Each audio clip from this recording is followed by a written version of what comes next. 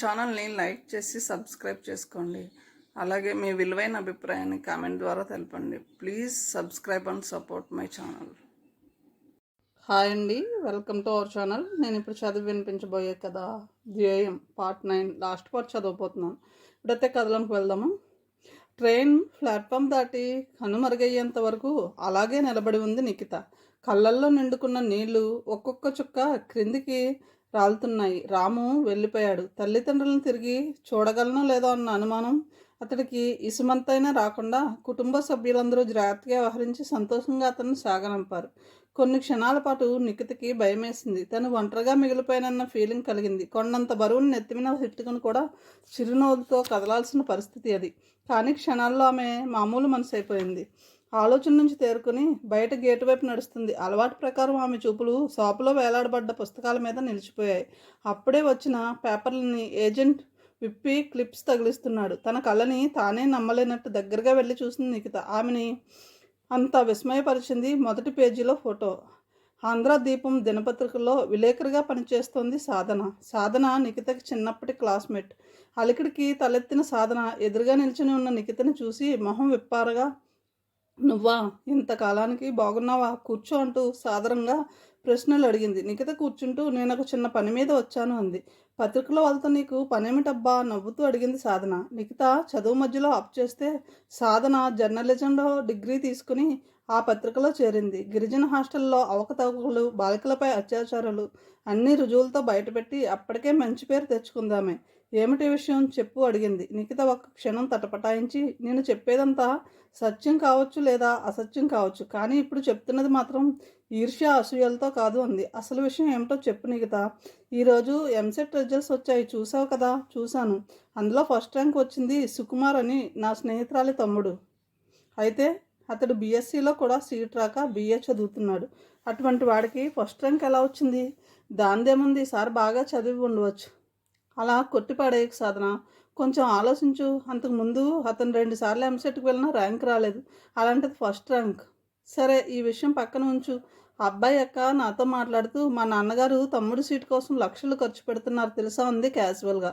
అప్పుడు నాకు దాని అర్థం బోధపడలేదు. ఇప్పుడు తెలుస్తుంది. ఒక జర్నలిస్ట్గా నువ్వు దీని వెనక రహస్యాలు శోధించకూడదు. సాధన నిశ్శబ్దంగా ఉండిపోయింది.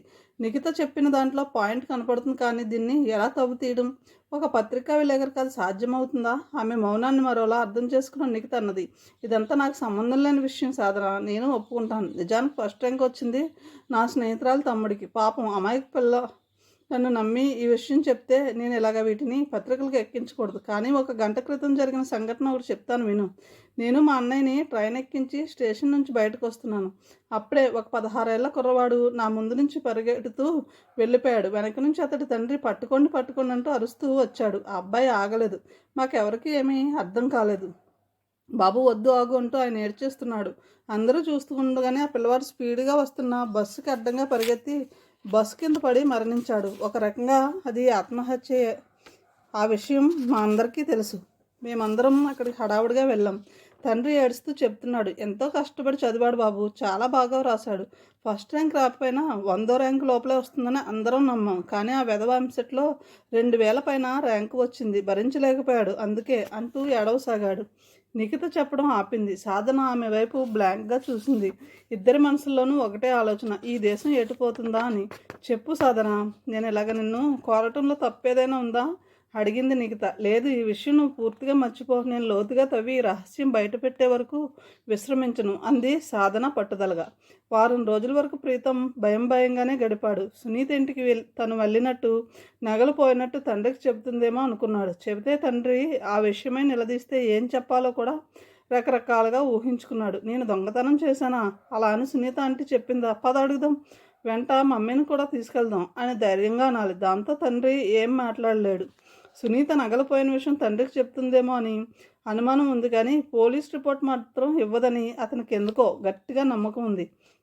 వారం రోజులు గడిచాయి. తండ్రి తనని ఆ విషయం అడగకపోయేసరికి ప్రియతంకి భయం చాలా వరకు తగ్గిపోయింది. సునీత ఆ విషయం తండ్రికి చెప్పినా తండ్రి మమ్మీకి భయపడి తనతో ఆ విషయం ప్రస్తావించలేదు అనుకున్నాడు. కానీ నిజానికి జరిగింది అది కాదు. ప్రీతం వచ్చి వెళ్ళిపోయాక సునీత చాలాసేపటి వరకు వంటింట్లోనే పని చేసుకుంటూ ఉండిపోయింది. ఇన్నాళ్ల తర్వాత అతడు తనను వెతుక్కుంటూ వచ్చి టిఫిన్ తిని వెళ్ళిపోవడం ఆమెకి అంతు పట్టలేదు. ఇంకొకసారి ఇలా రావద్దని గట్టిగా ఆమె చెప్పకపోవడానికి కారణం కూడా అదే. ఆ మధ్యాహ్నం ఆమె భోజనం చేసిన తర్వాత బెడ్రూమ్లోకి వెళ్ళి మంచం మీద వాలుతూ ఉండగా ఎదురు బీరువా సగం తెరిచి కనిపించింది. అనుమానం వచ్చి తీసి చూస్తే లోపల లాకర్లో పెట్టి కనపడలేదు. అప్పుడు అర్థమైంది ఆమెకి ప్రీతం ఎందుకు వచ్చాడో. డబ్బుతో పాటు నగలు కూడా పోవడంతో ఆమెకి కంగారు పుట్టింది. వెంటనే కృష్ణమూర్తికి ఫోన్ చేసింది. మధ్యాహ్నం ప్రీతం వచ్చాడు అంది. ఇంకెలా మొదలు పెట్టాలో అర్థం కాక అట్నుంచి కృష్ణమూర్తి కంగారుగా ఎందుకు వచ్చాడు, నేను అక్కడికి తరచుగా వస్తున్నట్టు వాడికి ఏమైనా అనుమానం వచ్చిందా అడిగాడు. అతడు ప్రీతం రాక గురించి ఎక్కువ ఆసక్తి చూపకుండా తన సంగతి బయటకు తెలిసిందేమో అన్న విషయం పట్ల ఎక్కువ భయపడడం సునీతకి చిరాకేసింది. లేదు అంది నిర్లిప్తంగా. అమ్మయ్య, ఎటువంటి పరిస్థితుల్లోనూ మన విషయం బయటకు రానేకు. నా భార్య రాక్షసి, ఇల్లు నరకం చేస్తుంది అన్నాడు గట్టిగా. సునీత ఆ దాటున ఫోన్ పెట్టేసింది. కృష్ణమూర్తి తన భార్య గురించి ఆలోచిస్తున్నాడు తప్ప అవతలి వాళ్ళ సంసారం కూడా అంతే రిస్క్లో ఉన్నదన్న విషయం పట్టించుకోకపోవడం ఆమెకు కోపం వచ్చింది. ఆ తర్వాత ఎప్పుడూ ఆమె తన నగలు పోయిన విషయం ఎవరికీ చెప్పలేదు. ఇక్కడ ప్రీతం మాత్రం మొట్టమొదటి దొంగతనం తాలూకు షాక్ నుంచి క్రమక్రమంగా తేరుకున్నాడు. సునీత ఆ విషయం ఎవరికీ చెప్పలేదని నమ్మకం కలిగిన తర్వాత అతడు ఆ నగల్ని చౌక ధరకి ఫ్రెండ్స్ సహాయంతో అమ్మేశాడు. ఆ సాయంత్రమే ఫ్రెండ్స్ అందరికీ పార్టీ ఇస్తూ డబ్బు సంపాదించే మార్గం ఒకటి తెలిసింది అని పూర్తి డ్రింక్లో ఉండగా చెప్పాడు. అప్పటికి అతడు దాత్రిని మర్చిపోలేదు. ఎంతైనా ఆమె పెద్ద ఆస్తికి వారసురాలు, భవిష్యత్తులో బంగారు గుడ్లు పెట్టే బాధేనన్న విషయం అతడికి బాగా తెలుసు. అయితే ఆమెకు కూడా ఇప్పుడు డబ్బు బాగా అవసరం అవుతుంది. పోలీస్ రైడింగ్లు ఎక్కువ అవడంతో కిల్లీలు అంత సులభంగా దొరకడం లేదు. ఎక్కువ డబ్బిచ్చి కొనవలసి వస్తుంది ఇద్దరి కోసం ఖర్చు పెట్టడంతో. 10 రోజుల కల్లా డబ్బు మొత్తం అయిపోయింది. ఆ మరుసటి రోజు అతడు అదే కాలనీలో ఉన్న మహతి వాళ్ళ ఇంటికి వెళ్ళాడు. సుకుమార్ అప్పుడు ఎంసెట్లో సీటు వచ్చిన సంతోషంతో ఉన్నాడు. ఆ కుటుంబంతో కొంచెంసేపు మాట్లాడి వెనక్కి వచ్చేశాడు ప్రియతం. రేడియో పక్కనున్న ఖరీదైన రిస్ట్ వాచ్ ఇప్పుడు అతని జేబులో ఉంది. సుకుమార్కి ఎంసెట్లో ఫస్ట్ ర్యాంక్ వచ్చిన సందర్భంగా ఇంటిల్లిపాదే ఆనందంతో కోలాహలం జరుపుకుంటుంటే మరోవైపు నిఖిత స్నేహితురాలు సాధన తన ఇన్వెస్టిగేషన్ ప్రారంభించింది. సుకుమార్ ఫోటో ప్రతి పేపర్లోనూ ప్రముఖంగా ప్రకటింపబడింది. అతడు ఏ ఇన్స్టిట్యూట్లో చదువుతున్నాడో వాడి ఫోటోలు, అడ్వర్టైజ్మెంట్లు, తర్వాత బ్యాచ్ కోసం ఆహ్వానాలు, వీటితో పేపర్లన్నీ నిండిపోయాయి. పొద్దున్నే పేపర్ తెరిస్తే ప్రతి పేపర్ నిండా కోచింగ్ సెంటర్ల అడ్వర్టైజ్మెంట్లే కనిపించేవి సాధనకి. ప్రతి విషయాన్ని స్థూలంగా లోతుగా గమనించడం సాధన అలవాటు. ఒక సంస్థ ఇచ్చిన ప్రకటనలో తమ దగ్గర చదివిన వాళ్ళలో 500 మందికి ఎంసెట్లో సీట్లు వచ్చాయని చూసి సాధన ఆశ్చర్యపోయింది. వరుసగా ప్రతి ఫోటో ర్యాంకు చూడడం ప్రారంభించింది. 5వ వరుసలో ఉన్న ఫోటోలకి మొదటి వరుసలో ఉన్న ఫోటోలకి పోలిక కనపడంతో వాటి క్రింద ఉన్న పేర్లు, ర్యాంకులు చూసింది. మొదటి వరుసే మళ్ళీ 5వ వరుసలో రిపీట్ చేశారు. అంతేకాకుండా ఒక కాలేజీ ప్రకటించిన ర్యాంకుల విద్యార్థులే మరొక కాలేజీ ప్రకటనలో కనిపించడంతో ఆమెకి మతిపోయినట్లు అనిపించింది. 50 మెడిసిన్ సీట్లు వచ్చినట్లు ప్రకటించిన సంస్థ 3000 ర్యాంకు వచ్చిన విద్యార్థి ఫోటో ప్రచురించింది.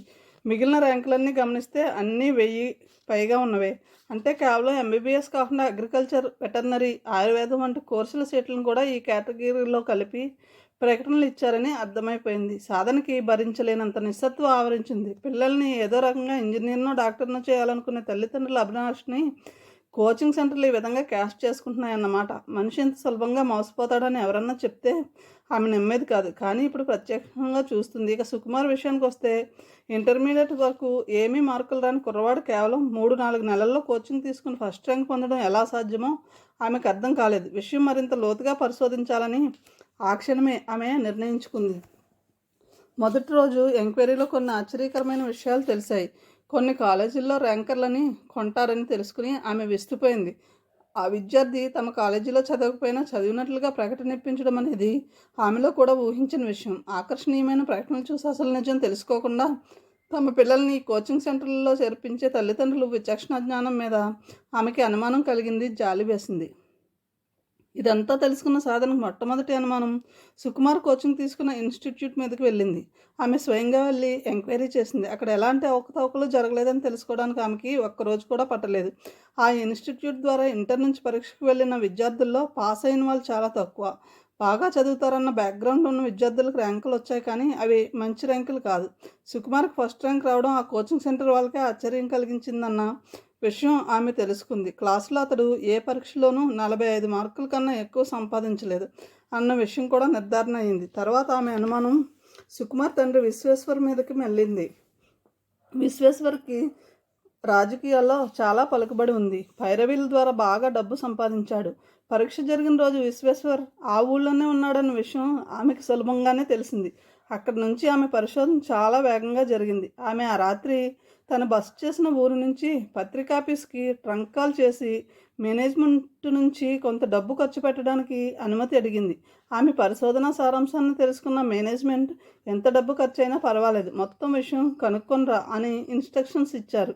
మరుసటి రోజు పొద్దున్నే ఆమె సుకుమార్ బస చేసిన లాడ్జింగ్ రూమ్ దగ్గరకు వెళ్ళి వివరాలు కనుక్కుంది. నెల రోజుల పాటు ఒక కుర్రవాడు సుకుమార్ కింద పనిచేయడానికి నియమించబడ్డాడని తెలిసింది. 5,000 రూపాయలు చేతులు మారేసరికి అతడు మొత్తం విషయమంతా చెప్పాడు. అంతకు ముందు రోజే సుకుమార్ తండ్రి విశ్వేశ్వర్ ఆ ఊరు వచ్చినట్టు, అక్కడి నుంచి అతడు హడావుడిగా 4-5 ప్రదేశాలకు తిరిగినట్టు, ఆ రోజంతా టెన్షన్తో ఉన్నట్టు ఆ యువకుడు చెప్పాడు. విశ్వేశ్వర్ ఆ రోజు ఎవరెవరిని కలుసుకున్నాడో ఎంక్వైరీ చేయడానికి బయలుదేరిన సాధనకి అనూహ్యమైన విషయాలు కొన్ని తెలిసాయి. ఆమె వారి ద్వారా అతడు వాళ్ళ దగ్గరికి ఎందుకు వచ్చాడో వివరాలు సేకరించింది. వాళ్ళందరూ కూడా విశ్వేశ్వర్ పట్ల ఒక రకమైన వైరీభావంతో ఉన్నారు. అతడి యొక్క అధికారాన్ని చూసి ఆ రోజు భయపడిన ఒక పత్రికా విలేకరు వచ్చేసరికి వాళ్ళు మొత్తం విషయమంతా చెప్పేశారు. వాళ్ళు చెప్పిన సంగతులన్నీ విని ఆమె స్థానమైపోయింది. సరిగ్గా పరీక్ష ప్రారంభం అవడానికి 6 గంటల ముందే విశ్వేశ్వర్ మొత్తం ఒక ప్రశ్న కూడా వదిలిపెట్టకుండా అన్ని ప్రశ్నకి సమాధానాలు సేకరించాడు. సుకుమార్ ఫోటో మొదటి పేజీలో ప్రచురించి ఫస్ట్ యాంకర్గా అభినందించిన పత్రికే సరిగ్గా 4వ రోజు మొత్తం జరిగిందంతా బాక్సులు కట్టి ప్రముఖంగా ప్రచురించింది. దాంతో ఒక్కసారిగా రాష్ట్రం గగ్గోలెత్తిపోయింది. ఎక్కడా మరో వాదనకి తాబివ్వకుండా ఉన్నది ఉన్నట్టు పోసుగుచ్చి వ్రాసింది సాధన. అసెంబ్లీ సెషన్ కూడా అప్పుడే జరుగుతూ ఉండడంతో ఆ మరుసటి రోజే ఈ వార్త అసెంబ్లీకి వచ్చింది. ఎంతో కష్టపడి చదివి చిన్నప్పటి నుంచి చదువునే తమ ధ్యేయం చేసుకుని జీవితంలో పైకి రావాలనుకున్న విద్యార్థులు పేపర్లో వచ్చిన ఈ వార్త చూసి కొత్త ఉడికిపోయారు. తమదనుకున్నదంతా తమ పిల్లల మీదే పెట్టుబడిగా పెట్టి వాళ్ళని చదివించి నిజాయితీగా నిర్దిష్టమైన ప్రణాళిక వేసుకున్న తల్లిదండ్రులు జరిగిందంతా చూసి తమలో తామే కుమిలిపోయారు. లంచాలు 2 రకాలు. ఒక ఫైలు తొందరగా కదలడానికి ఒక గుమస్తాకి డబ్బిచ్చి తమ పని చేయించుకుంటే దానివల్ల సామాజికంగా కానీ దేశంగా కానీ జరిగే నష్టం ఉండదు. లంచం నైతికంగా తప్పు. కానీ ఈ సంఘటనతో మాత్రం అంతకన్నా ఘోరం జరిగిపోయింది. 500 మంది పలుకుబడి ఉన్న తల్లిదండ్రులు తమ కొడుకులకి ఇంజనీరింగ్లోను మెడిసిన్లోను సీట్లు సంపాదించడం కోసం ఉత్సాహవంతులైన తెలివితేటలున్న చిన్నప్పటి నుంచి దీక్షతో చదువుతున్న విద్యార్థులను తమకు న్యాయబద్ధంగా రావాల్సిన విద్యార్హత నుంచి క్రిందికి తోసేస్తున్నారన్న చేదు నిజం సాధన గుండెలను కలిచివేసింది. అంతేకాదు, ఈ 500 మంది రేపొద్దున డాక్టర్లు ఇంజనీర్లు అయ్యి దేశాన్ని ఏ విధంగా నాశనం చేస్తారో తలుచుకుంటే ఆమె కన్నీళ్ళ పర్యంతమైంది. ఆమె అనుకుంది ఎవరికీ తెలియని పెద్ద మారణకాండ జరిగిపోతున్నా కూడా ఇక్కడ మనుషులు నిర్లిప్తంగా ఊరుకుంటారు. ఇక్కడ హంతకులు బయటివారు కాదు, ఎవరికి వారే అంతరాత్మల్ని దారుణంగా హత్య చేసుకుంటున్నారు. ఆ సాయంత్రమే మహతి తండ్రిని పోలీసులు అరెస్టు చేశారు. నాకు కాస్త నయంగానే ఉంది కదమ్మా, నువ్వు ఇంటికెళ్ళి విశ్రాంతి తీసుకో, నాన్నగారు కూడా ఒంటరిగా ఉంటారు అంది కౌసల్య కూతురుతో. భర్త మరో ఆసుపత్రిలో ఉన్నాడని ఆమెకు తెలీదు. అక్కడికి వెళ్తే తండ్రి ఏమంటాడో నిఖితకి తెలుసు. అమ్మని వదిలేసి ఎందుకు వచ్చావమ్మా, నాకేం పర్వాలేదు, నువ్వు అమ్మ దగ్గర ఉంటేనే మంచిది అంటాడు. ఇటు హాస్పిటల్స్ అటు ఇల్లు, మూడిటి మధ్య ఆమె నలిగిపోతుంది. నిజం చెప్పాలంటే తండ్రి పరిస్థితి ఆమెకి భయం కలిగిస్తుంది. తల్లిని హాస్పిటల్లో చేర్చినప్పటి నుంచి ఆయనలో భయము టెన్షను ఎక్కువైనట్లు కనిపిస్తుంది. దాదాపు 30 సంవత్సరాల అనుబంధం వాళ్ళది. భార్య అనారోగ్యంతో హాస్పిటల్లో ఉంటే తను స్వయంగా శుశ్రూష చేయలేకపోవడం ఆయన్ని మరింత బాధిస్తుంది. అక్కడ తల్లి పరిస్థితి కూడా అదే. కొద్దిగా తలనొప్పి వస్తే ఎంతో హడావుడి చేసి అందరి సానుభూతి అటెన్షన్ తమ వైపే ఉండాలని కోరుకునే మనుషులను ఈ రోజుల్లో తన తల్లి లాంటి వాళ్ళు అరుదు. 10 రోజులు శుశ్రూష చేసి ఎలా తప్పించుకుందామని ఆలోచించే మనుషులను ఈ రోజుల్లో తన తండ్రి లాంటి వాళ్ళు కూడా అరుదే. తండ్రిని చూసినప్పుడల్లా ఆమెకి ఆనాడు తన గురించి ఆయన చెట్టు మీద నుంచి పడిపోయిన దృశ్యం కళ్ళ ముందు మెదులుతూ ఉంటుంది. ఆమెకి తండ్రిలో నచ్చే మంచి గుణం ఏమిటంటే చాలామందిలో కనపడే సెల్ఫ్ ఫిటీ ఆయనలో లేదు. మిగతా హాస్పిటల్ కారిడార్లో కూర్చుని ఉంది. గత 2 రోజులుగా దశరథ్ ఇంటెన్సివ్ కేర్లోనే ఉన్నాడు. ఈ రోజు పరిస్థితి మెరుగవడంతో డయాలసిస్ చేస్తున్నారు. అది మొదలయ్యి దాదాపు 2 గంటలు అవుతుంది. లోపలేం జరుగుతుందో ఆమెకు అర్థం కావడం లేదు. థియేటర్ తలుపు తెరుచుకుంది. ఒక నర్స్ బయటకు వచ్చింది. పేషెంట్ ఎలా ఉన్నారు? ఇంకెంతసేపు అవుతుంది సిస్టర్ అడిగింది నిఖిత. బాగానే ఉంది. ఇప్పుడే అవ్వదు, చాలా టైం పడుతుంది. అవును కానీ 2 రోజుల నుంచి చూస్తున్నాను, నువ్వు ఒక్కదానివే కనిపిస్తున్నావు. మీ వాళ్ళెవరు లేరా అడిగింది వాష్ బేషన్లో చేతులు కడుక్కుంటూ. ఉన్నారు, వచ్చే స్థితిలో లేరు. మీ అమ్మగారు అడిగింది ఆమె. క్యాన్సర్ హాస్పిటల్లో ఉంది ట్రీట్మెంట్ కోసం. క్యాన్సర్ హాస్పిటల్లోనా? మై గాడ్, అంటే అమ్మా నాన్న ఇద్దరిది సీరియస్ కండిషనేనా? నీకు ఇంకా ఎవరూ లేరా? అన్నయ్య ఉన్నాడు, ఈ మధ్య స్టేట్స్కి వెళ్ళాడు. ఇలాంటి ప్రశ్నలకు సమాధానాలు ఇవ్వడం చిరాకు, అయినా ఈ మధ్య తప్పడం లేదు. అయితే పూర్తిగా ఒంటరిదానివైపోయావు అన్నమాట. ఎలా మోస్తున్నావమ్మా ఇన్ని కష్టాలు? అందామె జాలిగా. ఆమె తెలుగు నవలలు తెగ చదువుతుందని, ఆ పుస్తకాల భాష మాట్లాడడం గొప్పగా అనుకుంటుందని నిఖితకు అర్థమైందామె. నిఖిత చిన్నగా నవ్వింది. వదిలించుకోలేని దాన్ని అలవాటు చేసుకోమని ఇంగ్లీష్లో సామెత ఉంది. కష్టాలకి అలవాటు పడిపోగలిగితే ప్రతి చిన్న సుఖము గొప్ప ఆనందాన్ని ఇస్తుంది. నెల రోజులుగా మంచం మీద నుంచి కదలలేకపోయినా మా అమ్మగారు నిన్న తనంతట తానుగా లేచి 4 అడుగులు వేసేసరికి ఎంతో సంబరంగా అనిపించింది. నెల రోజులుగా ఆవిడ పడ్డ వేదనంతా మర్చిపోగలిగాం. జీవితం అంటేనే వెలుగునీడ సమ్మిళితం కదా అంది నిఖిత. నరసామి వైపు చిత్రంగా చూసింది. నువ్వు మాట్లాడేది వైరాగ్యమా వేదాంతమా అడిగింది. రెండూ కలిసిన జీవిత సత్యం. అందుకే ఫ్రాంక్గా చెప్తే అర్థం కాకుండా పోతుంది. నేను ఒకసారి మా అమ్మను చూసి వస్తాను. ఈ లోపల అవసరం అయితే కాస్త మా నాన్నగారిని కనిపెట్టుకుని ఉంటావా సిస్టర్? నిన్ను చూస్తే మొదట జాలేసింది, ఇప్పుడు భయం వేస్తుంది. వెళ్ళిరమ్మా, నీకు నేనున్నాను అందామె. ఆమెకు థ్యాంక్స్ చెప్పి బయటపడింది నిఖిత. రేపు అమ్మ కానీ నాన్న కానీ ఆరోగ్యవంతులయ్యి హాస్పిటల్ నుంచి డిశ్చార్జీ అయితే వాళ్ళను తీసుకెళ్ళడానికి ఇల్లు కూడా లేదు.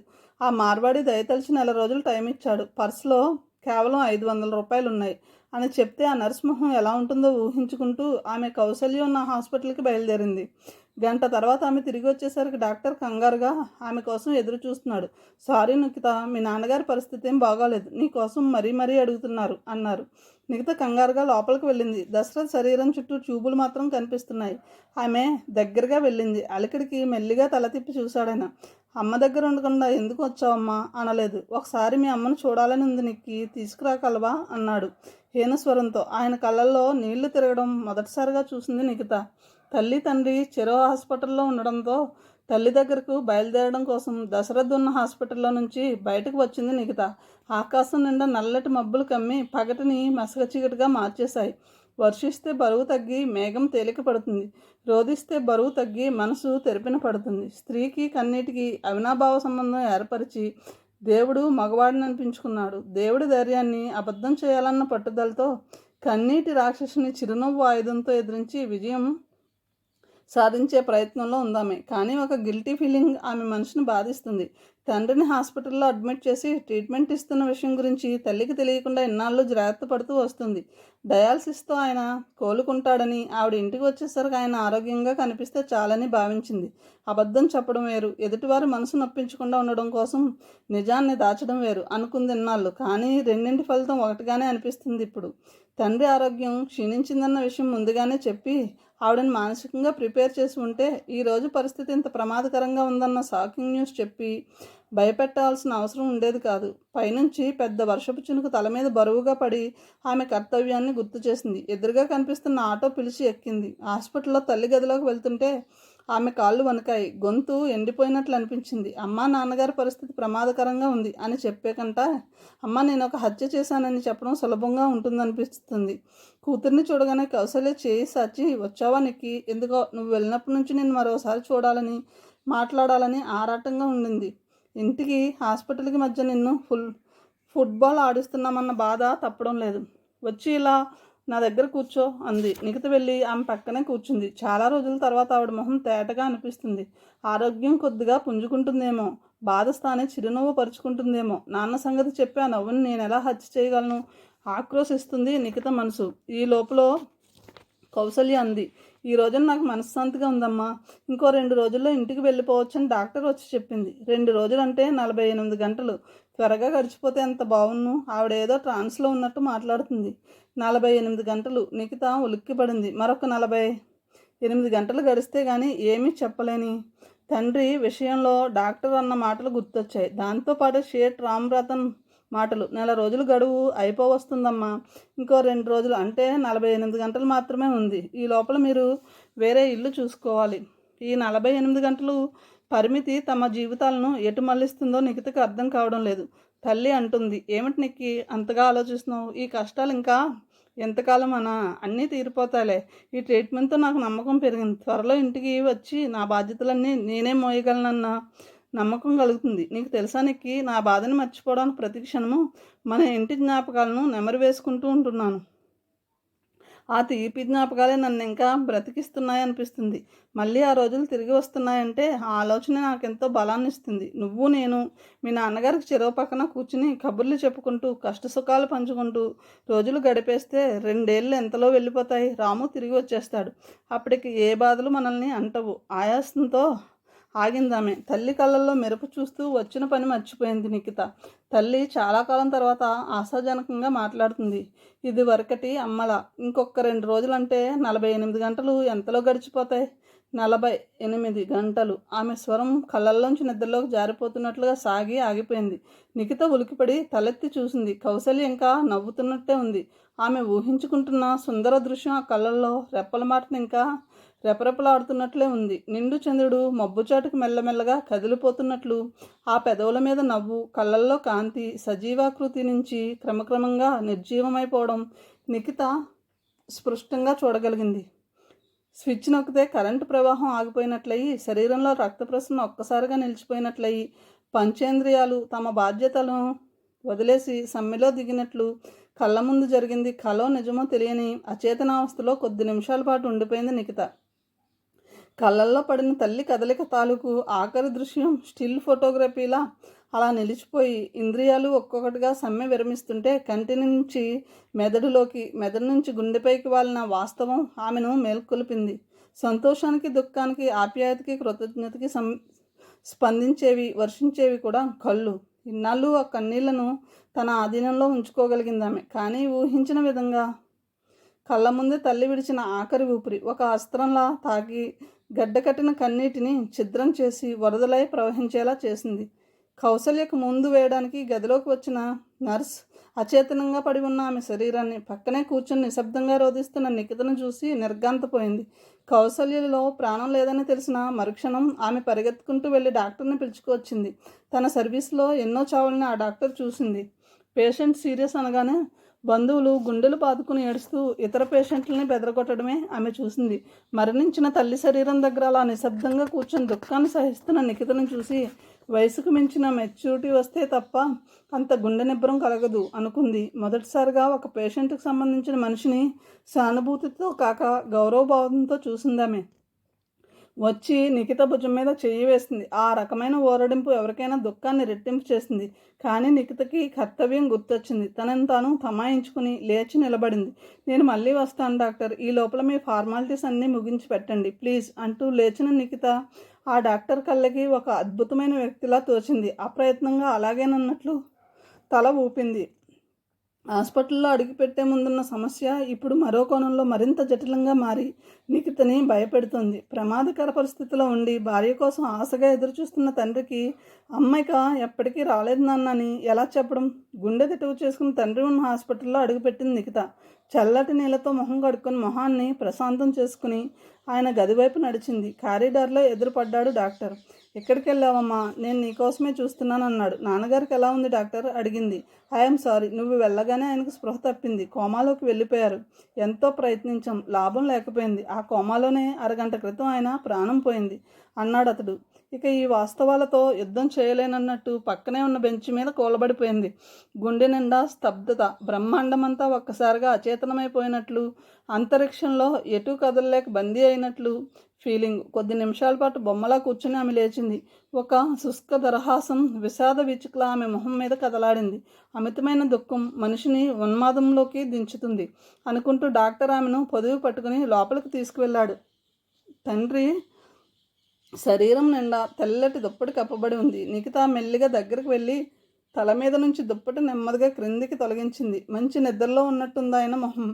పెదవులు బిగబట్టి దుఃఖాన్ని ఆపుకుంది. 4 రోజుల పాటు మీ నాన్నగారు ఎంతటి బాధని గుండె బిగువున ఎలా అదిమి పెట్టారో కళ్ళారా చూశాను. నిన్ను చూస్తుంటే ఆయన పోలికలు వారసత్వంగా నీకు చాలా సంక్రమించాయి అనిపిస్తుంది.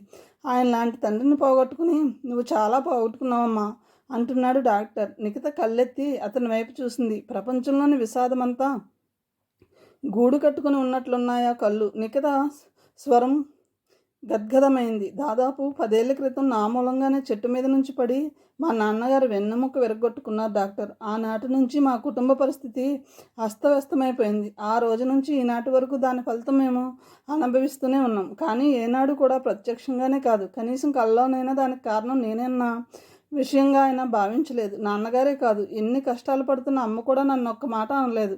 అలాంటి తల్లిదండ్రులిద్దరినీ ఒకే రోజు పోగొట్టుకున్న నేను దురదృష్టానికే దురదృష్టాన్ని డాక్టర్ అంది. డాక్టర్ విభ్రాంతితో నిఖిత వైపు చూశాడు. అంటే మీ అమ్మగారు కూడా? సరిగ్గా అరగంట క్రితం కళ్ళు మూసింది.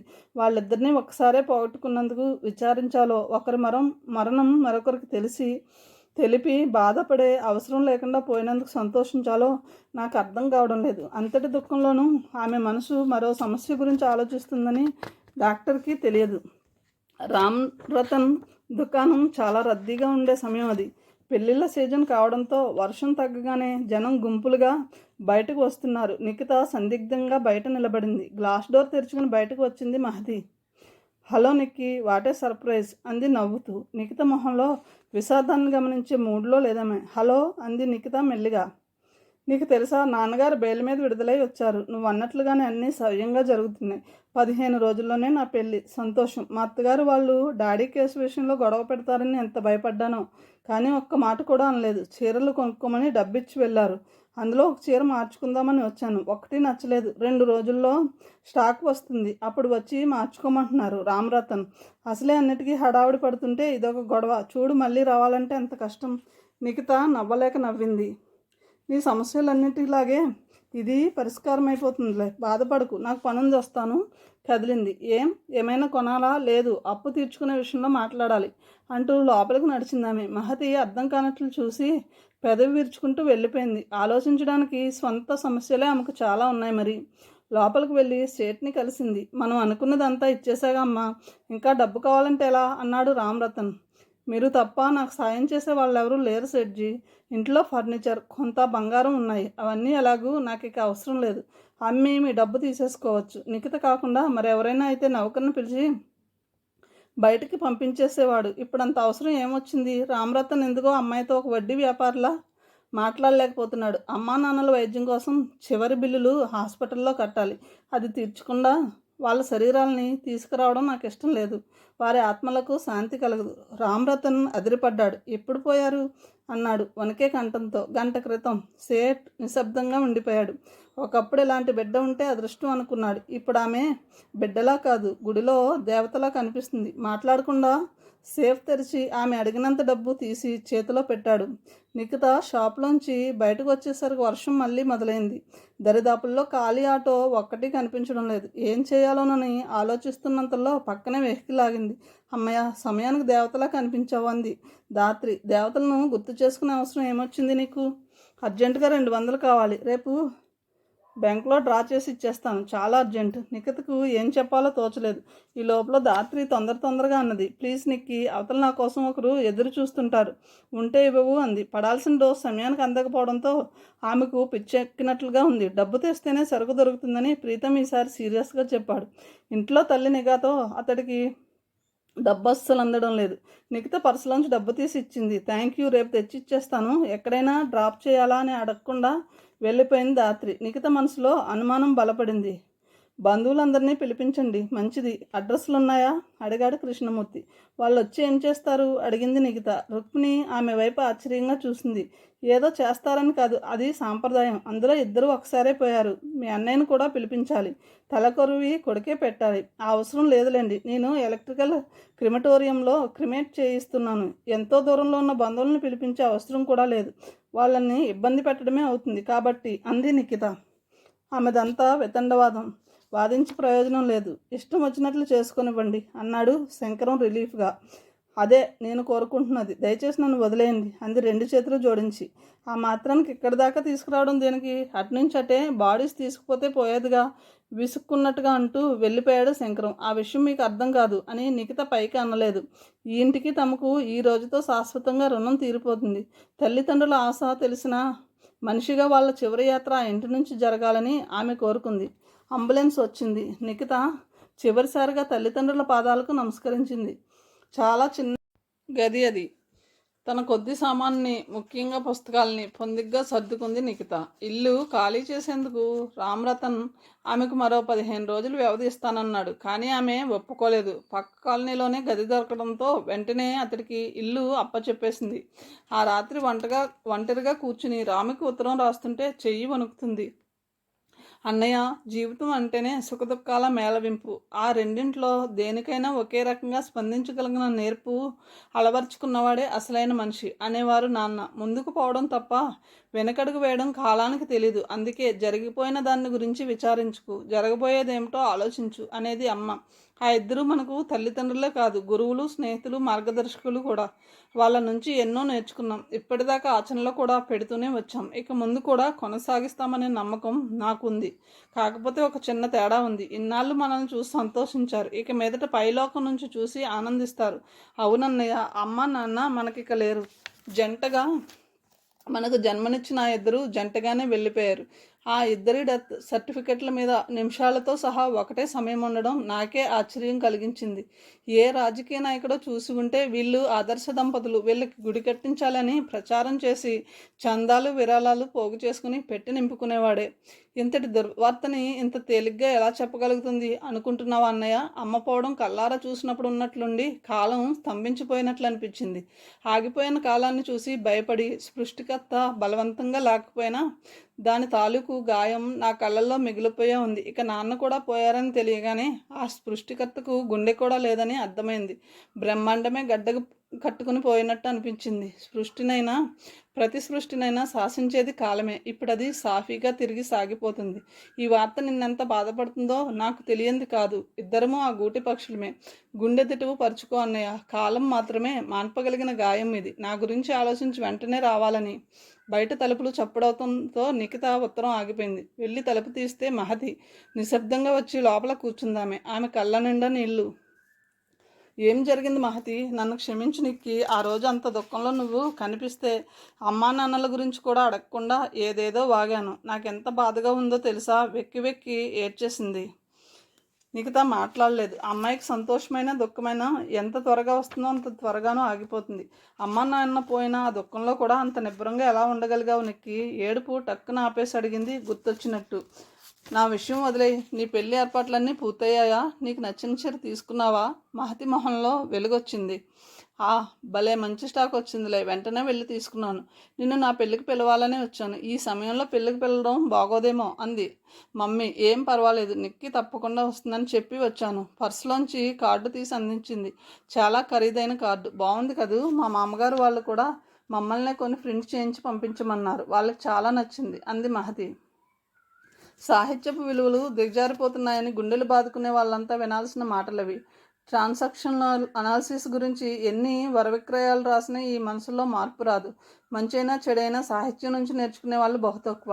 మీ నాన్నగారి మీద కేసు ఏమైంది? క్యాజువల్గా అడిగింది. ఏదో ఎంక్వైరీ కమిటీ వేశారు కదా, వాళ్ళు రిపోర్ట్ ఇవ్వడానికి టైం పడుతుంది. ఎవరో మినిస్టర్ని పట్టుకున్నారులే. రామరతన్ దగ్గర అప్పు చేసి ₹1,00,000 కూడా ఇచ్చారు. నా పెళ్ళికైతే ఎలాంటి గొడవలు ఉండవిక. ఆ తర్వాత ఏం జరిగినా పర్వాలేదనిపిస్తుంది. నన్ను చిన్నప్పటి నుంచి అలా హింసించినందుకు చాలా పెద్ద శిక్షే పడింది వాళ్ళకి. చెప్పుకుపోతుంది మహతి. నిఖిత ఆమె మాటలు వినడం లేదు. ఈ వ్యవస్థ గురించి ఆలోచిస్తుంది. నేరం జరిగిందని ఎంత స్పష్టంగా తెలిసినా అది నేరం అని రిపోర్టు ధృవపరచాలి. దానికి కొన్ని సంవత్సరాలు పడుతుంది. ఈ లోపల ప్రజలు దాని గురించే మర్చిపోతారు. నేరం చేసిన వాడు చట్టపరిధిలోనే తప్పించుకు తిరగగలుగుతున్నాడు. నేను ఆఫీస్కి వెళ్ళాలి మహతి, మళ్ళీ కలుస్తాను. చెప్పకపోతే ఆమె వాక్ప్రవాహం అలా సాగిపోతూనే ఉంటుంది. అదేమిటి, అమ్మా నాన్న పోయి వారం రోజులు కాలేదు, అప్పుడే ఆఫీస్కి వెళ్తావా అని అడిగింది ఆశ్చర్యంగా. ఇంట్లో కూర్చుంటే అమ్మ నాన్న తిరిగి రారుగా. అంత బ్లంట్గా చెప్తే ఎవరికీ నచ్చదన్న విషయం నిఖితకి తెలుసు. మహతి మరి మాట్లాడక లేచి వెళ్ళిపోయింది. హలో నిఖిత, ఏమిటిలా వచ్చారు? ఆఫీస్లో అడుగు పెట్టగానే రిసెప్షనిస్ట్ పలకరించింది. ఈరోజు జాయిన్ అవుదామని. అదేమిటి, నిన్ను ఉద్యోగం నుంచి తీసేశారని? అందుకే ఆ ప్లేస్లో మరొకరిని అపాయింట్ చేసేసారే? అదెలా చేస్తారు? నేను లీవ్ పెట్టి వెళ్ళానంతే. బాస్ ఉన్నారా? నేను వెళ్ళి మాట్లాడతాను. ఎక్కడో ఏదో పొరపాటు జరిగిందనుకున్నామే. వెళ్ళండి. ఉన్నారు. ఏమిటిలా వచ్చావు? ఆమెను చూడగానే మొహం చిట్లించి కర్కశంగా అడిగాడు. నిఖిత మనసు కీడు శంకించింది. నాకు తెలియకుండా నా ఉద్యోగం ఎలా పోయిందో కారణం తెలుసుకుందామని వచ్చాను. కారణం నీకు తెలీదా? ఇప్పటికే లీవులు చాలా పెట్టావు. వెంటనే జాయిన్ అయిపోమ్మా అని చిలక చెప్పినట్లు చెప్పాను. వినిపించుకోకుండా ఏం చేస్తారో చూస్తానంటూ వెళ్ళిపోయావు. నువ్వు ఇంకా పర్మనెంట్ అవ్వలేదన్న విషయం కూడా నీకు గుర్తు చేశాను. మళ్ళీ ఏం మొహం పెట్టుకొని వచ్చావు? నిఖిత కోపం రాలేదు, ఆశ్చర్యం అనిపించింది. నాలుగుకి నరం లేదంటారు, నిజం కాదు, ఎముక లేదు, అందుకే ఏంటంటే అటు తిప్పి మాట్లాడగలుగుతున్నారు. విద్యావంతుడై ఒక బాధ్యతాయుతమైన సీట్లో ఉన్న వ్యక్తి ఇంత దిగజారిపోయి మాట్లాడతాడని ఆమె ఊహకు అందని విషయం. కారణం ఏమై ఉంటుందని, తన వాళ్ళెవరికో ఆ ఉద్యోగం వేయించుకోవాలన్న తపన. నేను వెళ్ళి జనరల్ మేనేజర్తో మాట్లాడతాను. ఎందుకు? ఆ రోజు ఒకసారి జిఎంని కలిసి వెళ్ళమ్మా అంటే, అవసరం నాకు లేదని వెళ్ళిపోయావుగా, అందుకే. ఆయన కోపం వచ్చి తన వాళ్ళని ఎవరినో ఆ పోస్టులో వేసేసుకున్నాడు. జరిగిందేమిటో నిఖితకి అర్థమైంది. ఆ రోజు తనతో మంచిగా మాట్లాడి పంపించి వెనక లీవ్ లెటర్ చింపేసి పొగరగా మాట్లాడి వెళ్ళినట్లు రిపోర్ట్ చేసి ఉంటాడు. నిఖిత అతడి వైపు సూటిగా చూసింది. ఉద్యోగం విషయం వదిలేయండి, మీరు నా మీద ఇంత కక్ష కట్టడానికి కారణం ఏమిటో చెప్పండి. అతడి జవాబు చెప్పే లోపనే వెనుక నుంచి శంకరం లోపలికి వచ్చాడు. హలో శంకరం, నీకోసమే ఎదురు చూస్తున్నా, మేనేజర్ కరచాలనం చేస్తూ ఆహ్వానించాడు. నిఖితకు అసలు విషయం అర్థమైంది. శంకరం మరీ ఇంత హీనస్థితికి దిగజారుతాడని ఆమె ఊహించలేకపోయింది. మేనేజర్తో ఇక వాదించి ప్రయోజనం లేదు. ఆమె మాట్లాడకుండా వెనక్కి తిరిగింది. ఎందుకు వచ్చిందట? మీ కొడుకు కూడా మంచి హోదాలో ఉన్నాడని తెలిసి అడ్రస్ కోసం వచ్చిందా అడుగుతున్నాడు శంకరం నవ్వుతూ. మా వాడు మీ అవినాష్లా మెతక్ కాదు. ఇలాంటి వాళ్లకు ఎలా బుద్ధి చెప్పాలో వాడికి బాగా తెలుసు. ఇద్దరూ పెద్దగా నవ్వారు. తన ఇంటి పరిస్థితి మొత్తం తెలిసి ఈ రకమైన హేళన చేయగలుగుతున్నారంటే శాడిజంలో పరాకాష్ఠకు చేరుకున్నారు. ఒకసారి జనరల్ మేనేజర్ని కలుసుకుని జరిగిన విషయం వివరించాలన్న కోరికను బలవంతంగా ఆపుకొని ఆఫీస్ బయటకు వచ్చేసింది. 2 నెలల అద్దె అడ్వాన్స్గా ఇవ్వగా పర్సులో మిగిలింది 40 రూపాయల చిల్లర. ఇప్పుడు ఆమె ముందున్న మరొక సరికొత్త సమస్య ఉద్యోగం వెతుక్కోవడం. మిగతా న్యూస్ పేపర్ కొనుక్కొని ఇంటికి వచ్చి వాంటెడ్ కాలమ్స్ చూడడం మొదలుపెట్టింది. మెచ్యూరిటీ అనేది పాదరసం లాంటిది. నిరంతరం పల్లమనే అనుభవం అయిపోయి ఎప్పటికప్పుడు అదే పరిస్థితి అనుకుంటూ ఉంటుంది. ప్రేమలో పడే వరకు ప్రేమ ట్రాష్ అనుకుంటుందో అమ్మాయి, పడ్డాక అదే ప్రపంచం అనుకుంటుంది. అందులో మోసగింపబడితే ప్రేమలో ఉన్న మరో అమ్మాయిని చూసి ఒక మెచ్యూర్డ్ వేదాంతలా నవ్వుకుంటుంది. జీవితపు ప్రతి స్టేజ్లో కూడా అదే మెచ్యూరిటీ అనుకునే సగటు ఆడపిల్లల కంటే వరుదిని ఎక్కువ స్థాయిలో ఏమీ లేదు. ఒక కుర్రవాడిని ప్రేమించి పార్కులో పోలీసులకు పట్టుబడి ఆ ప్రేమలో నుండి బయటపడినప్పుడు అదే మెచ్యూరిటీ అనుకుంది. మరొక రాజకీయ నాయకుడు కొడుకు కోసం నిరాహార దీక్ష జరిపి ఒక అన్యాయాన్ని ఎదుర్కొన్నాననుకుంది. అందులో భంగపడి అసలు ప్రేమ మీద నమ్మకం కోల్పోయింది. జీవితంలో పైకి రావాలంటే మరికొంత తెలివితేటలు, మరింత డిప్లొమసీ అవసరమని తెలుసుకుంది. కనీసం అలా తెలుసుకోవడం ద్వారా మెచ్యూరిటీ సంపాదించాననుకుంది. అది ఎటు దారి తీస్తుందో కాలమే నిర్ణయించాలి. ఆమె డ్రెస్సింగ్ టేబుల్ ముందు కూర్చొని ముస్తాబవడం మొదలుపెట్టి గంట దాటుతుంది. చాలా ఎంగ్జైటీగా ఉంది ఆమెకు. అసలు బ్యూటీ పార్లర్కి వెళ్ళి మేకప్ చేయించుకొని రావాలనుకుంది. కానీ ఆమె తల్లి రుక్మిణికి ఈ మధ్య అనుమానాలు ఎక్కువయ్యాయి. ప్రతి చిన్న విషయానికి ఆరాలు తీస్తుంది. 10 రూపాయలు ఇవ్వాలన్నా గొడవ పెడుతుంది. ఒక 5 స్టార్ హోటల్లో జరగబోతున్న మ్యారేజ్ రిసెప్షన్కి ఆమె వెళ్ళవలసి ఉంది. ఆ పార్టీకి చాలామంది సినీ ఇండస్ట్రీ వాళ్ళు, వ్యాపారవేత్తలు, అధికారులు వస్తారని వరుదినికి బాగా తెలుసు. తన లాంటి మధ్యతరగతి యువతలకి ఇది అరుదుగా లభించే అవకాశం. అందుకే అక్కడ చాలా స్పెషల్గా కనిపించాలని తాపత్రయపడుతుంది. రుక్మిణి గదిలోకి వచ్చి, ఇంకా కాలేదని ముస్తాబు, అయినా ఎవరే నీకు ఇంత గొప్ప స్నేహితురాలు, నేను ఎప్పుడూ చూడలేదే అంది. కూతురు మీద నిఘా ఉంచి ఆమెను కంట్రోల్లో పెడుతున్నానన్న ఆత్మతృప్తి కోసం ఆమె అలా ఎగురుపడుతుంది. నాకు చాలా క్లోజ్ ఫ్రెండ్ అమ్మ, రిసెప్షన్లో తన పక్కన నేనే నిలబడాలని పదే పదే చెప్పింది. గ్రాండ్గా కనిపించకపోతే బాగోదు అంది. నిజానికి ఆ అమ్మాయికి వరుదినికి పెద్ద స్నేహం ఏమీ లేదు. వరుదిని క్లోజ్ ఫ్రెండ్కి ఆమె ఒకప్పుడు హాస్టల్లో రూమ్మేట్. ఆ అమ్మాయికి ఇన్విటేషన్ ఇస్తూ పక్కనే వరుదిని ఉండడంతో కార్డు ఇచ్చి తప్పకుండా రండి అంది.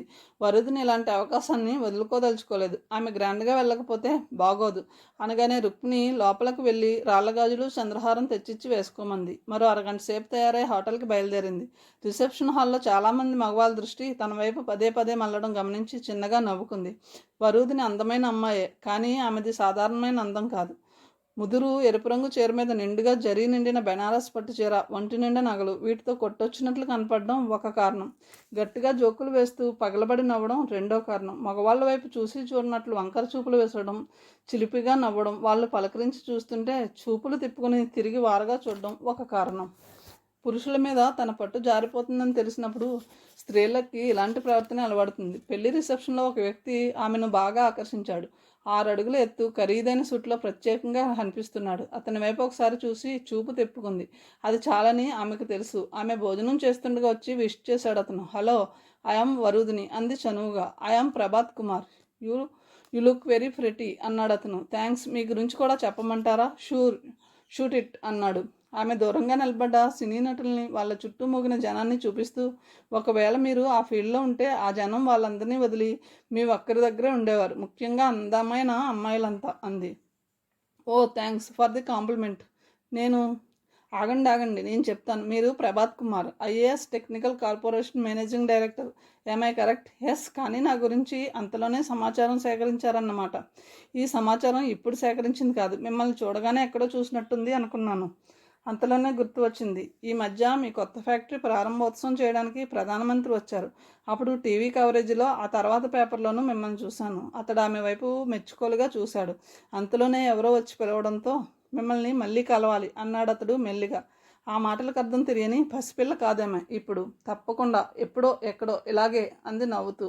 ఆమె ఇల్లు చేరేసరికి రాత్రి 11 అయింది. అంత రాత్రివేళ ఆమె చేసిన మొదటి 10-15 రోజుల నాటి న్యూస్ పేపర్లన్నీ వెతకడం.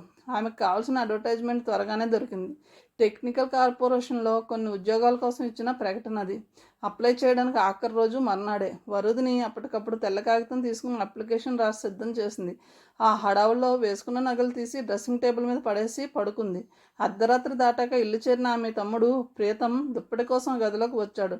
డ్రెస్సింగ్ టేబుల్ మీద రాళ్ల గాజులు అంత చీకట్లోనూ మెరుస్తున్నాయి. అతడు చప్పుడు చేయకుండా వచ్చి అవి తీసుకుని జేబులో వేసుకున్నాడు.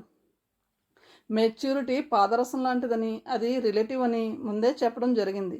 అనుభవం మనిషికి మెచ్యూరిటీ ఇస్తే ఆనందం మనిషిని మత్తులోకి దింపుతుంది. సదా ఆనందం అనుభవించేవాడు జీవితంలో విజయం సాధించలేడు. విజయం సాధించాలంటే నిరంతరం ఘర్షణ ఉండాలి, ఒక ధ్యేయం ఉండాలి. ఆ ధ్యేయం వైపు సాగిపోవాలన్న కృషి, దీక్ష ఉండాలి. కష్టపడాలి. కష్టము ఆనందము సవతులు. రెంటిని సమానంగా చూసుకోగలిగితే మంచిదే. ఒక దానివైపు లొంగిపోతే ఇక ఆ మనిషి విజయం లభించదు. అందుకే ఈ ప్రపంచంలో చాలామంది ఆనందాన్ని ఆస్వాదిస్తూ అదే జీవితం అనుకుని సుఖ సంతోషాల్లో మునిగిపోతారు.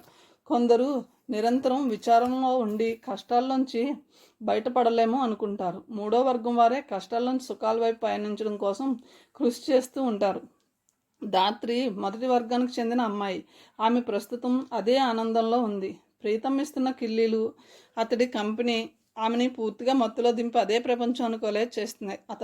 తను అలా ఆనందించగలిగే అదృష్టవంతులు చాలా కొద్దిమందే ఉంటారన్న నమ్మకంలో ఉంది ఆమె. ఇంట్లో దొంగిలించిన రాళ్లగాజులు అమ్మిన డబ్బు చేతికందిన సంతోషంతో ప్రీతం స్నేహితులకి పార్టీ ఇస్తున్న టైంకి అక్కడికి చేరుకుని దాత్రి. ఖరీదైన లిక్కరు, డ్రగ్స్, స్టార్ హోటల్ నుంచి తెచ్చుకున్న భోజనం అప్పటికే వాళ్ళను మత్తులోకి దింపుతున్నాయి. ఆ సమయంలో దాత్రిని చూడగానే ప్రీతం మొహం వికసించింది. సంతోషంగా ఆహ్వానించాడు.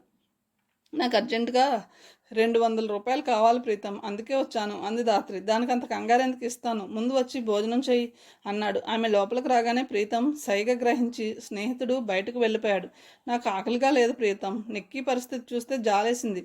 నేను ఆమెకు 200 బాకీ తీర్చాలి. ఆమె అడగలేదనుకో, కానీ ఇచ్చేస్తే బాగుంటుంది అనిపించింది, అందుకే వచ్చాను. స్నేహితులను మనం కాకపోతే ఎవరు ఆదుకుంటారు? దాత్రి, ఇదిగో 200 కాదు 500 తీసుకెళ్ళి ఇవ్వు. చనువుగా ఆమె పర్సు లాక్కుని డబ్బు అందులో పెట్టాడు. కానీ నువ్వు భోజనం చేసి వెళ్తే నాకు తృప్తి. నీకోసం స్పెషల్ కిల్లి కూడా తెచ్చాను. ఆమె పక్కన తాకుతూ కూర్చున్నాడు. నువ్వెంత మంచివాడివి ప్రీతం, మనస్ఫూర్తిగా అందామే. మరైతే ఆ రోజు ఎందుకలా పారిపోయావు? నీకు నేనంటే నిజంగా ప్రేమ లేదనుకున్నాను. మెల్లిగా భుజాల చుట్టూ చేతులు వేశాడు. తర్వాత ఆమె ఎంత ప్రతిఘటించినా ఆమెను బలాత్కారం చేస్తాడు. ఆ దిగులతో ఇంటికి వెళ్ళిపోతుంది.